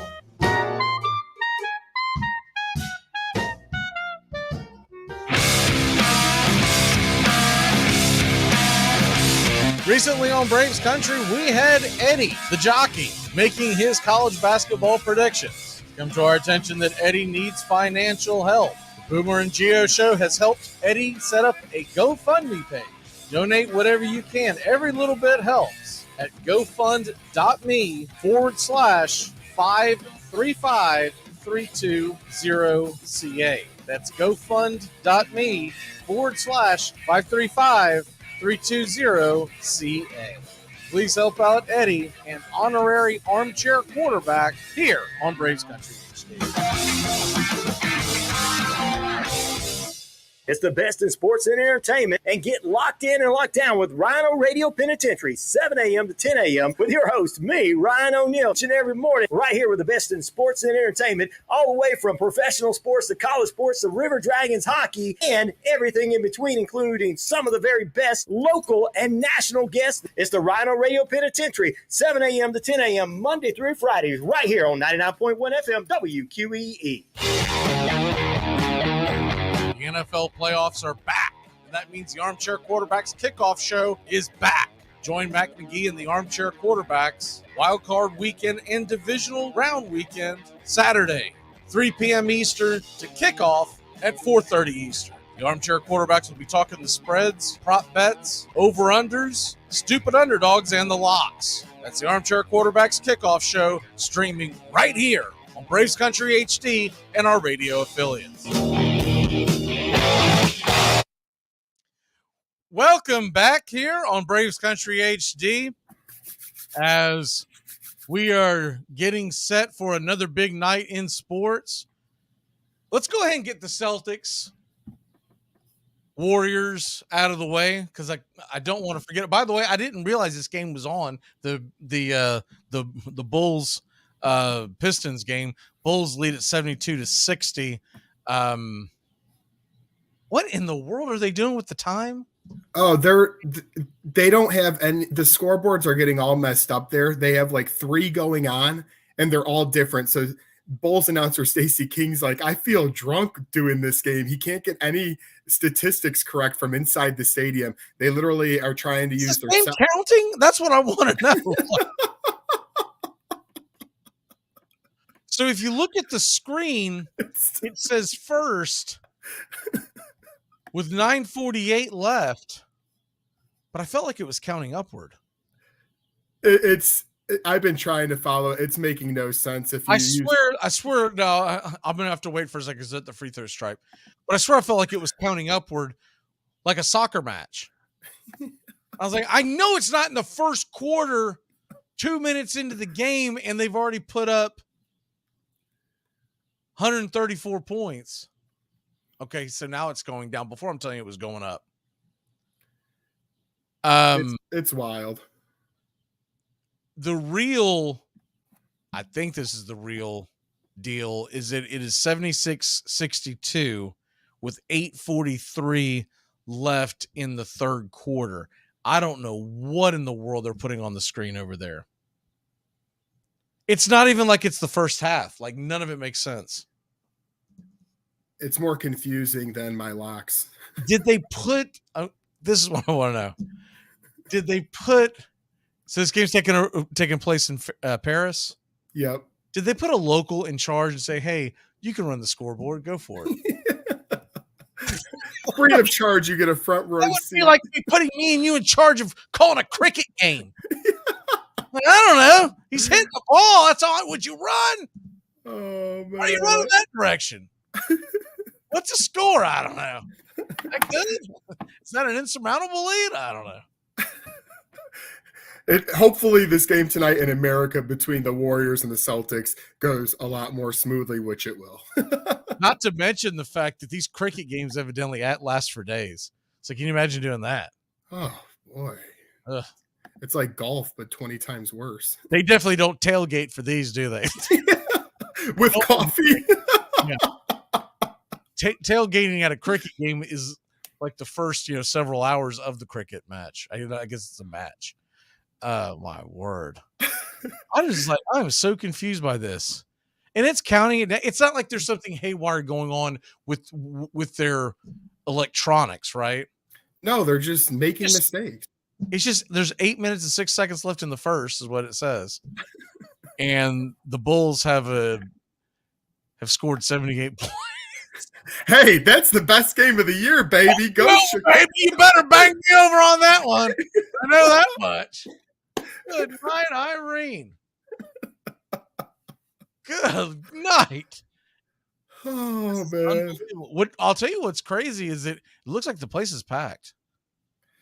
I think there was the French don't know anything about basketball because it's packed for a Bulls Pistons matchup that's not taking place in the late 1980s. Right. I mean, did they feel like Bill Laimbeer and MJ were coming back on the floor for the 2022 matchup? At least the Bulls have good branding pretty much across the countries, but Detroit, I felt that was very questionable. They said the stadium holds up to 65,000. I'd be interested to know if it's sold out when I get a chance to look. If you're just joining us and missing the update, Aroldis Chapman has been signed by the Royals. Is that, well, he's already had his stint with the Cubs. That's probably a bad question for you. I was going to say, is that a guy that you would have liked to have taken a chance on, but it's kind of hard to go home again. The only reason I would take a flyer on him is because our bullpen is the weak link to me is our pitching set. I think we got enough hitters this free agency. But and the starting side of things, we had a tie on. That was it. And that's a pretty good move, but not a great move. And then the bullpen, you're going to be relying on a lot of people that are unknown from the outside looking in. So not maybe specifically Chapman, but I would love to add a bullpen arm. And we've got the breaking news. Let me go ahead and share it in the chat. This is comes from a pretty good authority on the situation. Breaking news: head basketball coach of Notre Dame, oh my gosh, Mike Bray, is expected to retire at the end of the season. My argument to you would be that he's already retired. He just hasn't told anybody. I mean, he is 63. Beat you. We're terrible. I saw the score of that after the game, and I was just like, wow, that was an embarrassing. I should have known not to take them on a I took Notre Dame. I took them on a teaser to tease it down to where all they had to do was win. I should have known better. I just figured Florida State's awful. They played terrible the last two games. There's no way they're going on the road and beating anybody. You guys came to our house and won by 13. Oh my goodness. What's funny about Mike Bray, though, I want to see if I can get that, see if I can share the picture, because I've often thought this, and this is a typical picture of him. Let me see if I can actually get this thing going here. Have you ever noticed something about Mike Bray? It's a little questionable. Yeah, I got it. Here we go. His hair? No. I've always thought this every time I see Mike Bray, especially because he's coaching for the Fighting Irish. Take a look at this guy. Does he not look like he's got quite the drinking problem? He might be hanging out with Jim Irsay. I mean, he always looks like that. That's not a 5 o'clock. That's a 9 o'clock shadow this guy has, man. Well, can you blame him after the way his team's been playing? And I remember he had a big win in the tournament. I think it was last year, maybe it was the year before. I remember him making a comment because it took place on St. Patty's Day about how he was going to go get liquored up. but he's always won, so you never worry about it, right? Right. But I'm starting to think that coaching basketball is interfering with his with his extracurricular activities. It's 4:00 somewhere. It's oh, mercy. Anyways, breaking news: Mike Braden. Do you follow the basketball team much? Not nearly as I mean, I follow them from afar. I'll watch a few games throughout the regular season, but I don't really beef up on them until they're good and it's February. I'm football, I know the roster inside and out. Basketball, I root for them, but I'm not tied in. You're much more likely to watch a regular season Bulls than Notre Dame. Absolutely, yes. There's something wrong with you. That's not the first time or the last time I'll hear that statement. I just found that interesting because I never even heard that he was even being rumored to walk away, and all of a sudden they're saying he done. I don't know if it's because he feels like he's going to get fired and he's just like, I've made enough money, I don't want to deal with this, or if he's just really, or is this why they've been so bad because he doesn't have the oomph in him anymore to want to coach. I do feel like the recruiting has been a little soft over the past 5 years. As a kid in my teenage years, I feel like they were at least have known players that people could talk about. These days, I just feel like the recruiting's simply not there. Oregon State linebacker Omar Spites has committed to LSU. So the LSU Tigers get themselves another big-time linebacker. The rule changes in Major League Baseball. Justin and I kind of talked about this, battered back and forth. He believes the rule that's going to have the biggest impact is the bases being smaller. And for the record, I think they're all going to have impacts. I believe the biggest is going to be the pitch clock, especially early on. I think there's going to be a big adjustment. I think there's going to be some pitchers, especially the older ones, the old school guys, that are not going to like it. And they're going to complain about it in the press. They're going to throw temper tantrums on the mound. Where do you sit? Is it one of those, or do you think the shift is going to be the biggest deal? Yeah, well, first off, the base one, as I was reading up today on all the changes, the one I didn't know was the base one. So that is in a separate category on its own for me. As I was reading that, I was like, wow, that's interesting. I am going to go with the shift is the biggest one. And here's a couple of reasons why. Obviously for these lefties and most pull hitters, I want to see these statistics are just going to change so much. Batting average will seem to, in my eyes, obviously, and most probably raise. I want to, you can't limit everybody defensively now with rules. So I think that these batting average, not really the power numbers, that has really nothing to do with it. But in terms of batting average and on base percentage, I'm really intrigued to see how things change now that you can't just load up 3 players on the right side against Kyle Schwarber every time, or, however it goes. I just named one hitter. I could have named anybody, but I do think at the end of the day, the shift rule will affect the league the most. Yeah, I think the shift might have the big. Here's the biggest thing that I want to know about the shift, because I've not seen it worded like this at all. And are they even planning on doing anything about this? So you've got to have the 2 guys on the right side, 2 guys on the left side of second base, right? Mm-hmm. And their feet have to be in the infield, meaning both feet have to be touching either the dirt, or they could be in on the infield, like, expecting a bunt, right? Oh. But the one thing that I have not seen addressed that I thought they would mention, but it has not been mentioned in the rules that I've seen, is what about the outfield? So let's say you've got a lefty coming up. Let's say it's Matt Olson of the Braves, and everybody needs a pull hitter. And they're going to take the shortstop, or they're going to put him as far over to second base they can get without him crossing the line, right? And they're going to take the second baseman and maybe do the same. And maybe put him almost into almost like a traditional second base, but sliding a little further towards the base. So you've got up the middle essentially clogged. What is stopping you from taking your left fielder and putting him down where I always called it Austin Riley lane, because I swear he played 90% of the pitches right there in that shallow right field. As far as I know, there's nothing stopping you. Didn't even think about that, really. So if you have an athletic outfielder, like the Braves do, like a lot of teams do, an athletic center fielder is what I meant. You could have him play essentially left center. If you got an athletic right fielder, you could have him play basically right center and just take your chances. Or you could play traditional and say, hey, if he burns us down the line. But he's going to have him over his head. I mean, I don't know. I don't think they've addressed that. And I feel like that's going to be a thing.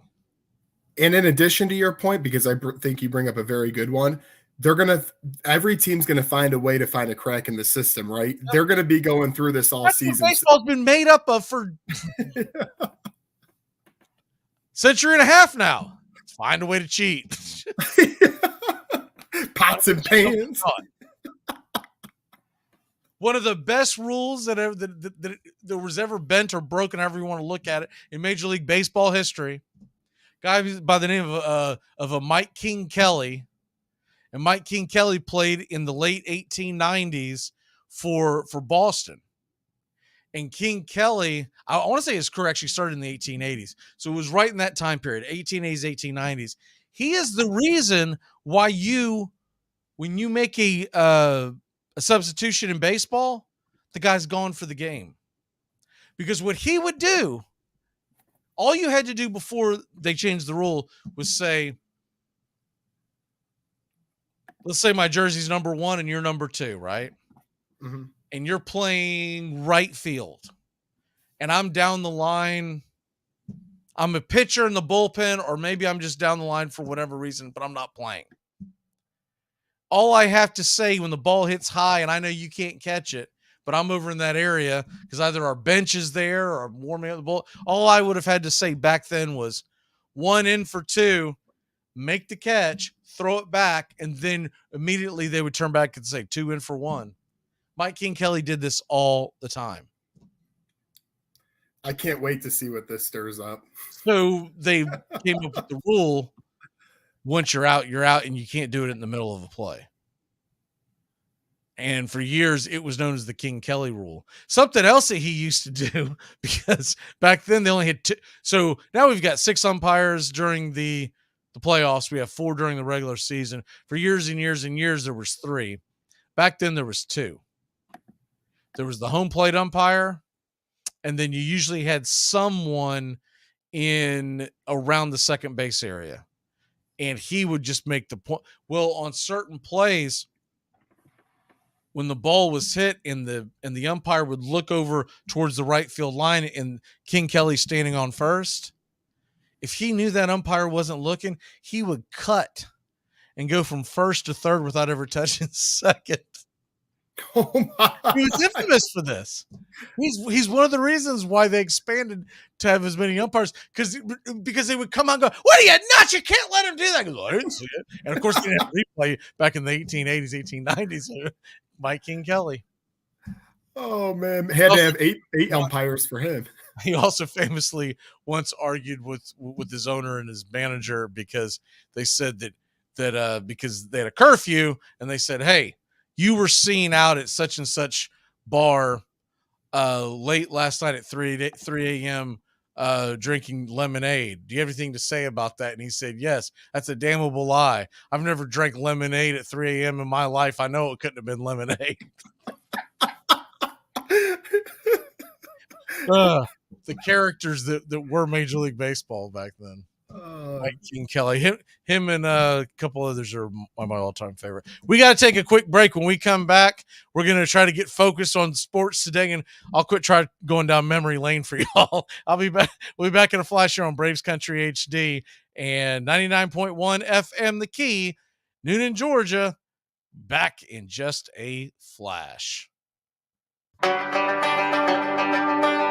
Braves Country with Mac McGee and the Armchair Quarterbacks. Weekdays, 3 p.m. to 5 p.m. Eastern, 99.1 FM The Key, your first choice for Southern sports talk. Dixie Handle Company, 5 generations of the Strickland family have produced quality hardwood farm and garden tools, wooden shutters, and custom furniture. This small business has been owned and operated since 1992 and ships to customers across the world. If you're looking for the highest quality tool handles, Dixie Handle Company is your place. Every item is hand-picked to your specifications. If it's made of wood, they do it. Call now, 931-722-3395. That's 931-722-3395. Or go online to dixiehandle.com. The Dixie Handle Company. Welcome to Craftsmanship, a proud sponsor of Braves Country Baseball. It all starts with just one thing. When recycling, rinse out jars and cans, and avoid recycling wax paper or paper soiled with food. This will reduce recycling contamination. Find tips and more at onethingus.com.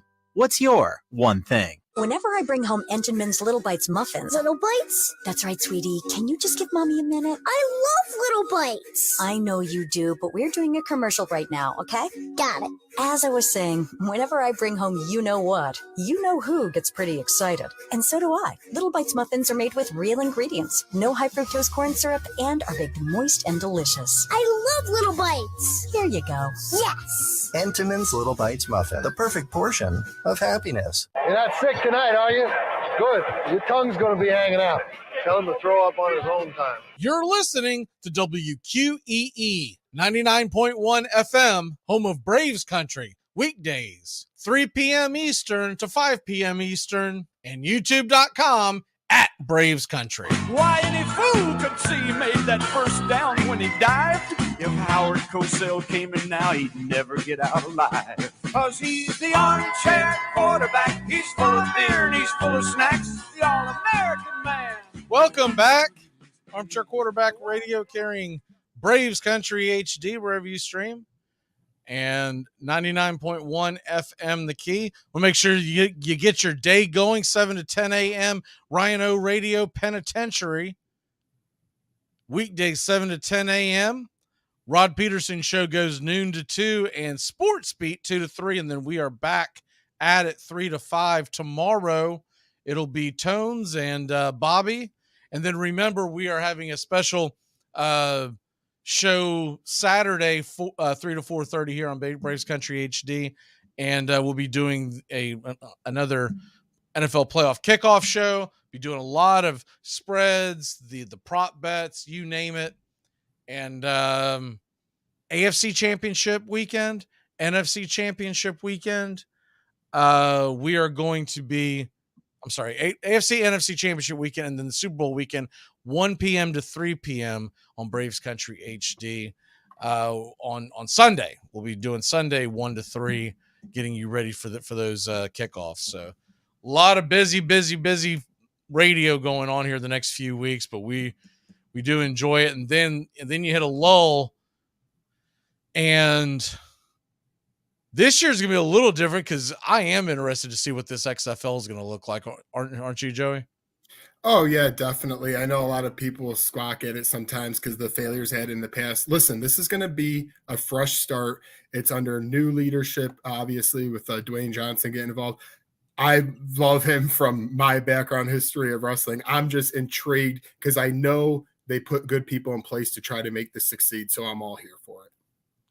And, of course, he went to my alma mater, McGavick High School. So, I didn't know that. Even better.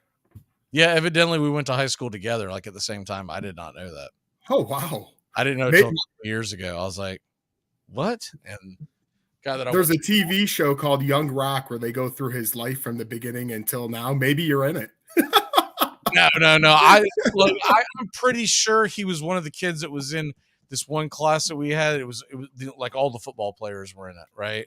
And it was a commercial foods class, but I don't really recall, I really don't recall. I mean, I was just like, and then I saw a video of him a few years ago when he was at Miami at one of the famous plays in Miami, Florida State history, where he's on the sidelines, ticked off in his helmet off with because FSU just took a pick 6 that just put the game out of reach. I was like, that's him. I didn't realize that was him. That's awesome. So, I mean, it kind of tells you about his football career. Like you didn't really, he wasn't that good. A lot of these wrestlers were not that worked good. out for him okay.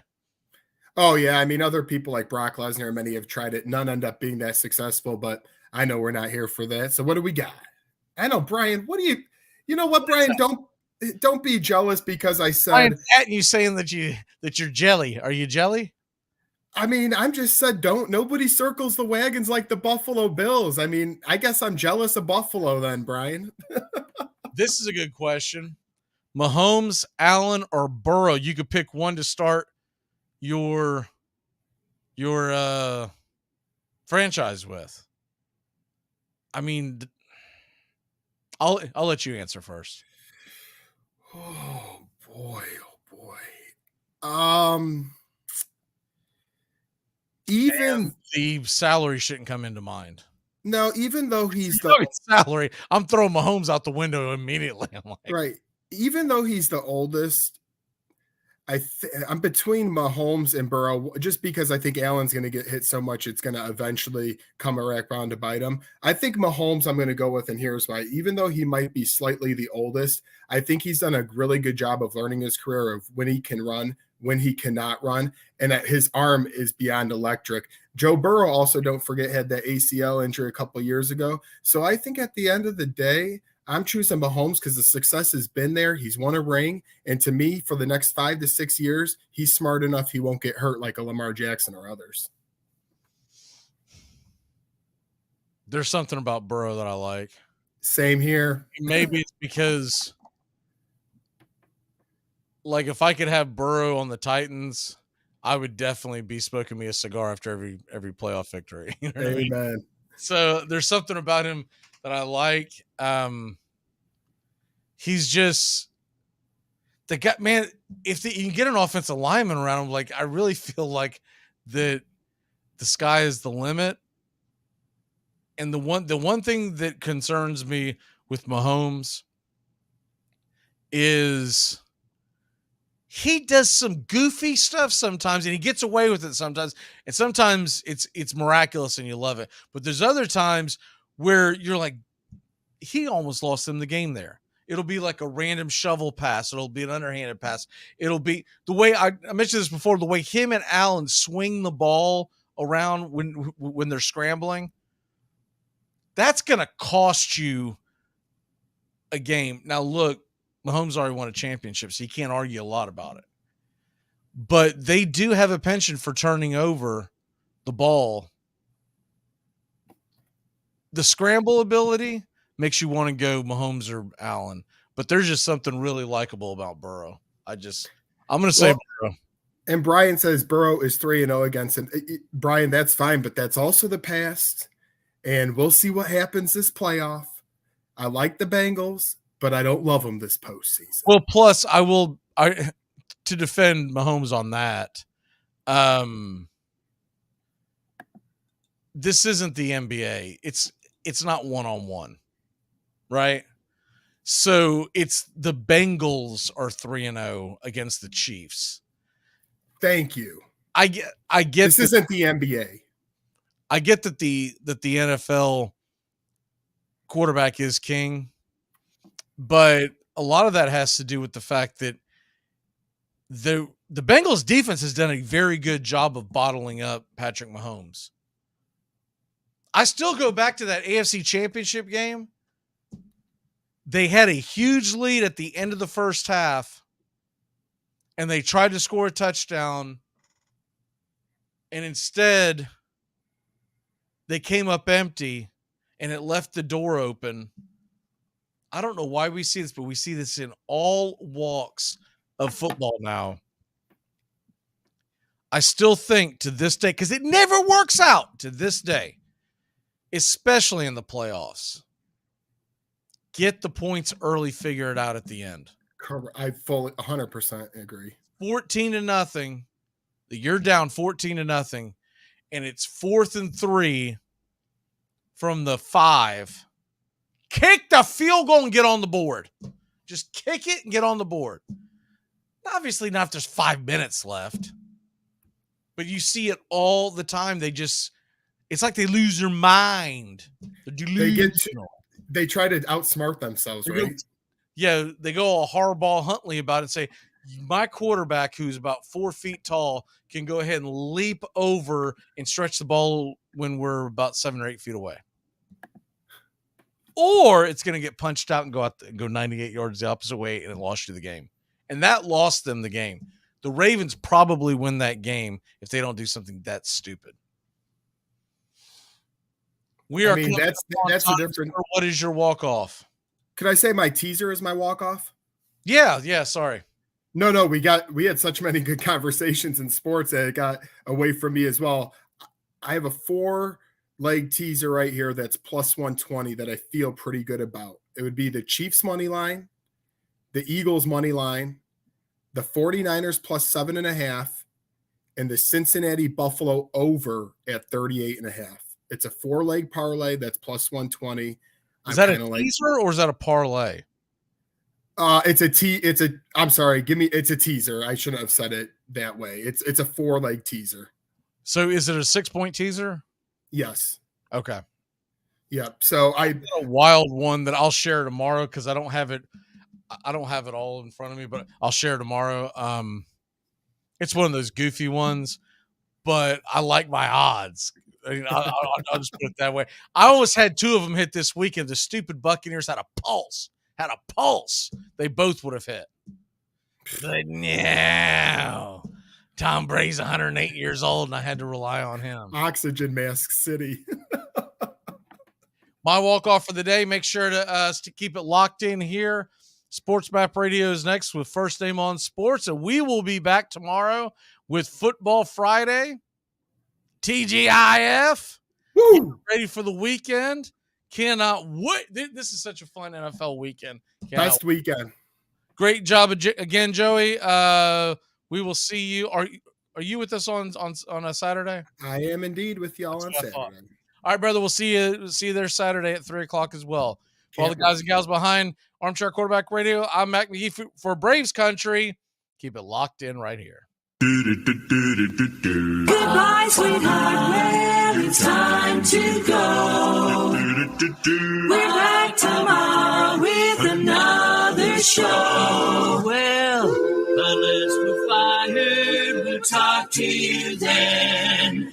Goodbye, sweetheart. Goodbye. Goodbye. Guys and gals, it's time to go. We'll see you on the next show. Same bat time, same bat channel.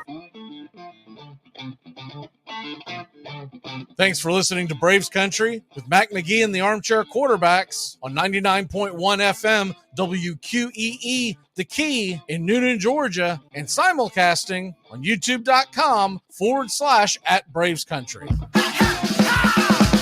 Braves Country comes your way weekdays, 3 p.m. Eastern to 5 p.m. Eastern. Please follow, like, and subscribe today. Armchair Quarterback Radio, your first choice for Southern sports.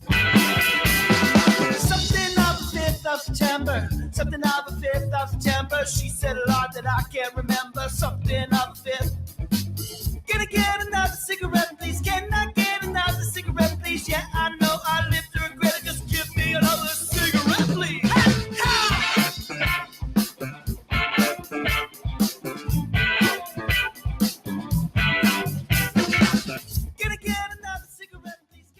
You're listening to WQEE 99.1 FM, The Key in Noonan, Georgia. Are you looking for a reliable dental practice that not only cares about your teeth, but is friendly to work with? How about one that offers great deals and new patient promotions?